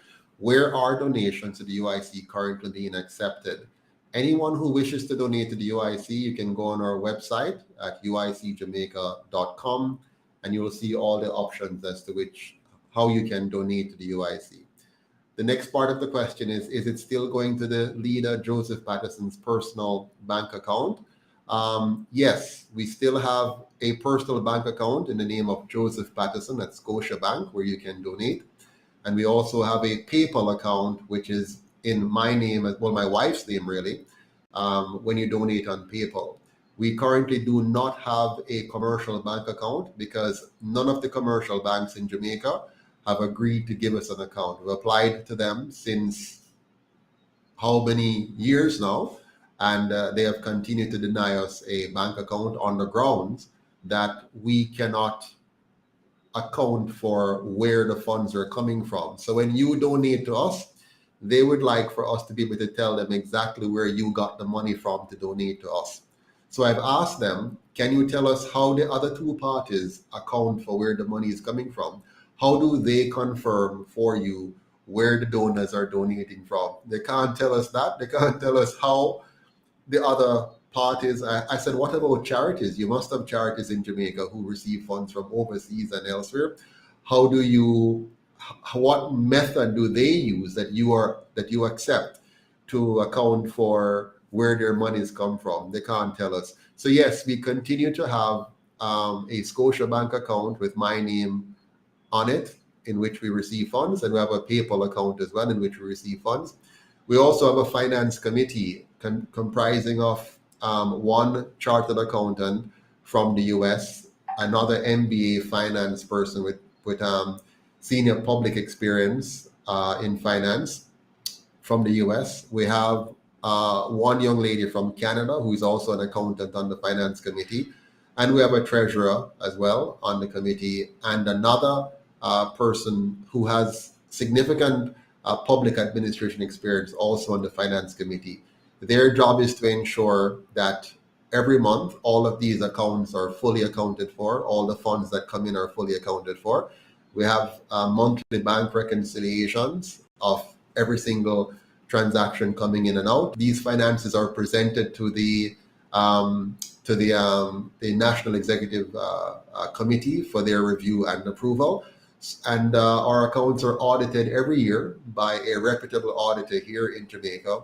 And those audits are submitted to the Electoral Commission of Jamaica, which also is there to make sure that nothing is going wrong with the finances of the UIC or any other political body that submits audits to them. So our funds are fully accounted for. It's just a pity that we continue to suffer from the victimization in Jamaica, where third parties are victimized by the PSOJ oligarchy and the banks they control in order to prevent us from having the same kind of services that are rendered to the other political parties in Jamaica. So let's apply pressure on them to see if we can get the UIC to have a regular bank account, a commercial bank account like all the others. In the meantime, keep donating and keep helping us to build so we can eventually fix the country into one where we don't have these things happening anymore. Thanks again, Carl, for raising the question. All the best. We go back now to the Singapore story. Let's see. It does feel like a missed opportunity to create an even more major hub. Leaving downtown, the line heads northwest, connecting with the north-south line, the Circle Line, and then continuing to Bukit Panjang. Connects with Singapore's third and original LRT, called the Bukit Panjang Line, which also provides connections to the north-south line with a total of 13 stops. The downtown line is a total of 42 kilometers with 34 stations and is the second line operated by SBS Transit. Something quite fascinating, while the first 3 MRT lines all used a similar standard 6-car train format, the Circle and downtown lines both share a smaller 3-car train standard formed by high-capacity cars roughly equivalent to half a train on previous lines. I think this is a really good example for people to note of a major system creating high-capacity automated lines with smaller than average trains, something that I don't imagine outsiders frequently associate with Singapore. The latest line in the MRT network is the Thomson East Coast Line, which started operating in construction and coming in the future. The most pressing expansion project on the MRT today is the expansion of the Thomson East Coast Line in stages. Later this year, the third and largest region line is under construction and will serve the Jurong region, with Okay, I'm going to stop it there now. There's much more to it, but I'm going to stop it there now. I think you get the feeling, right? You get the drift. You see how the Singaporean leaders have carefully designed and managed their public transportation system. Yeah, you can hear me, right? Can you hear me? Somebody saying no sound. Can you hear me? If you can hear me, say yes. Type yes if you can hear me, please. Let me know. Can you hear me? Can you hear me? Okay, good. All right. I'm going to digress a little bit because sometimes we get these questions and I love to answer questions. So let's turn to a little bit of, I'm way over my time tonight. This is way past my time. But here's a question from Devereux Williams. It says, please explain how a privatized healthcare will be better than free healthcare. What will prevent a privatized healthcare system will not put profit over actual health? All right. So we're going to digress a little bit from the issue that we're discussing now to talk about the healthcare system briefly. First of all, let's get rid of the labels. Privatized. When you hear the word privatized, you have been trained to think negative if you hear the word privatized. And so when a person throws up privatized anything, it is meant to be a distraction. It's to distract your mind away from what is the system.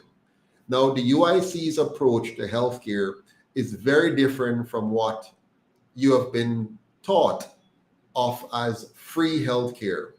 Now let's talk briefly before I go into our system. What is free healthcare?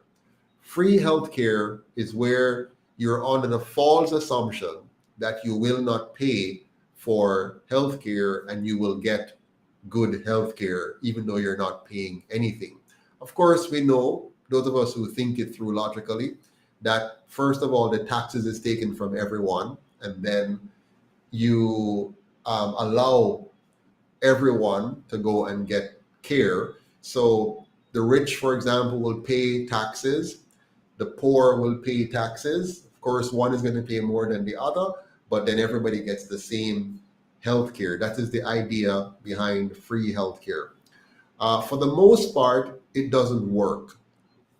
Any country that has tried so-called free healthcare finds that the cost of healthcare just keeps taking up more and more of the budget, while the government has to put in a lot more restrictions. You have more waiting time. You have to wait longer to get treatment and all kinds of issues. Now, there are some countries that have found fairly workable arrangements, but let's get rid of the labels free versus privatized, and let's look at healthcare. Now, when you go to the doctor or to the hospital, what you want is that you're going to get the best care possible within reason concerning cost, because nothing is done without cost. You must have money to pay for doctors and nurses and equipment and medicines, right? You must have those. Where will the money come from? It either comes directly out of your pocket or it goes through the government and the government pays for it and then you go and get the service, okay?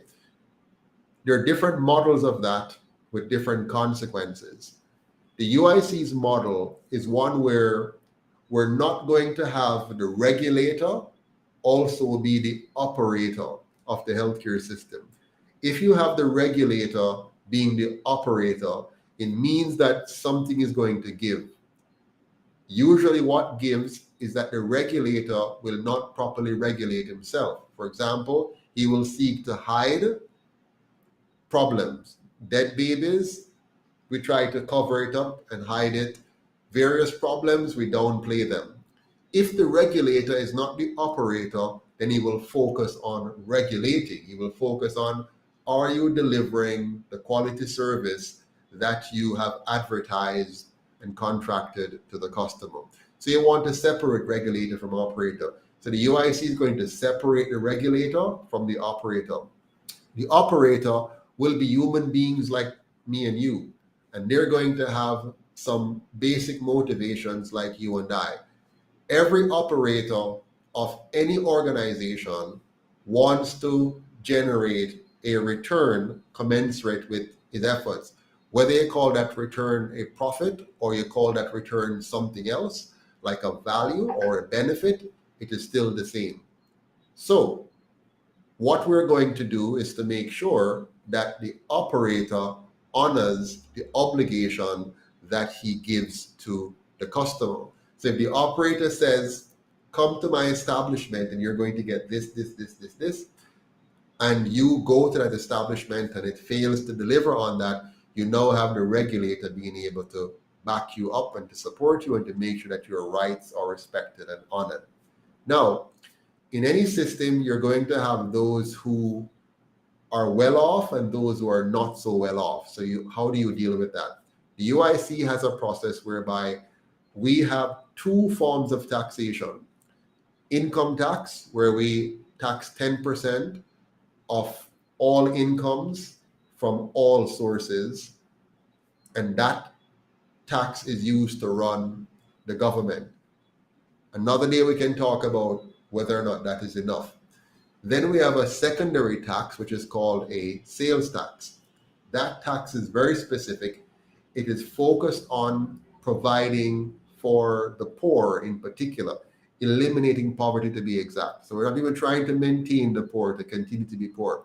That tax is about getting people out of poverty and moving our country to the place where Singapore is, for example, where the average GDP, the average income of the country per person is in their country $65,000 US, while in our country it's between 5 and 7 or 8, depending on the year you measure it, US dollars, 5 or 7 or 8,000. So while Jamaica and Singapore is coming from the same place of only $550 US per person in GDP per capita, today Singapore is over 65,000 and we're down at 5,000 to 9,000. Okay, so we are going to focus more on building our people up to that level, as opposed to being the party that says we love the poor and therefore maintain a lot of people at poor. Now, this 10% GCT is going to make sure that no Jamaican who requires healthcare is denied healthcare because they don't have the income for it. No child is denied healthcare because their parents don't have the income for it. So we're going to have a more targeted program where we target getting people out of poverty rather than trying to create a fictitious idea of a free healthcare system. We want to have a high quality healthcare system, a brilliant healthcare system that the rich will love to go to, and the poor will have access to the same healthcare system. A very different approach. So while the approach of the one mindset is universal healthcare by taking everybody's money from them and then giving them a particular healthcare and say that is what you're going to satisfy with, we said no. We want you to have the best possible healthcare system in Jamaica, and that means separating government, letting the system be brilliant and good, the government focus on the regulations like it should, and then we have a provision to help the poor to access that quality healthcare that the rich is using, that the middle class is using. So now we're no longer going to be afraid of going to the hospital or afraid of going to the clinic, because they're going to be high quality institutions, but we won't have the government as a so-called single payer, as you hear in some of the other jargons going out. You're going to have the government focusing on proper regulations and funding those who need the funding. Now, this will all be done through an insurance program that does not discriminate against anyone.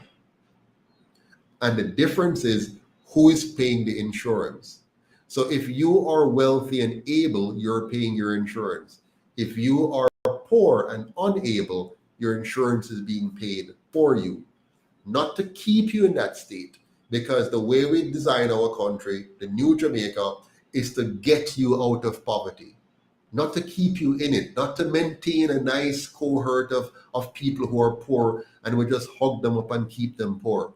We want you and your child to be highly educated, very educated, highly competent, highly productive, and so you're not poor anymore. So over time, Jamaica will find its poor people shrinking dramatically, and more persons are moving outside of that cohort that is called poor into being high quality citizens enjoying a decent life. That is why, for example, our housing program is not based on providing affordable housing for the poor. It's based on providing quality housing for everyone and ensuring that the poor can live beside persons who are not poor and so on, because our system is designed to move them out of that mindset and out of that setting. That's why in our system, we no longer permit ghettos to exist. It just doesn't exist. It's outlawed. We don't allow ghettos to exist in the New Jamaica. We don't allow garrisons to exist in the New Jamaica. Yeah. We don't allow squatting to exist. There won't be any squatting because every Jamaican family will be a property owner. So there will be no need for you to squat because we're going to return the land to the people. We're going to do what the other two parties have never done. We're going to fully accept, appreciate, and understand that this land belongs to the people and was never the government's to sell. It was never the crown colony masters to sell. So we are going to make sure that Jamaicans become what they always were supposed to be, property owners, and allow that to be transitioned generationally. So we're going to have a generation of wealth transfer happening within our families, because now your property rights are going to be recognized and honored by your government properly. So we're going to put in place a proper process of doing what Singapore has so easily done. I don't know, they have 6 million people and they have been able to make more than 93% of them property owners. Brilliant. Why can't we do it? Why haven't we done it? Simple. The people we have leading us, they're colonial minded. They love the colonial way of thinking. And so all their policies is based on master slave economics, which you only allow a few people up and the majority must be kept down. Well, we're going to reverse that. We're going to have a bottom-up economic system that makes sure all the way are property owners, all the way.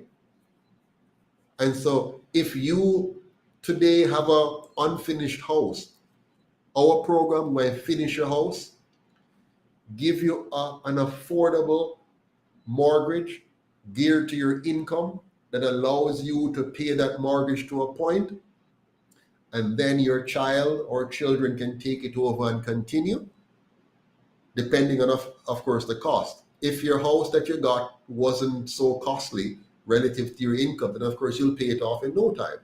But we want to make sure the poor are protected. So what we're going to do is to give everybody an opportunity to own a completely finished home that is decent, not a matches box, not the little housing scheme house you see. So we're going to help people finish their homes, build proper homes, decent 3-bedroom, kitchen, bathroom, living room, dining room, patio, veranda. Some will have condos, some will have flats if they already have those, in some stage of development. So we're going to have a massive housing boom, not the boom and bust type you've seen in a structured program of getting Jamaicans into homes while preserving and protecting our farmlands for massive organic farming to make us the organic food capital of the world. So we have a plan that is going to make Jamaica, Singapore is actually going to be second place to us when we're finished. We're going to supersede what they have done because we're going to learn from them, learn from where they did well, learn from mistakes that they have made. No country is perfect. Everybody makes mistakes. So we're going to learn from their mistakes.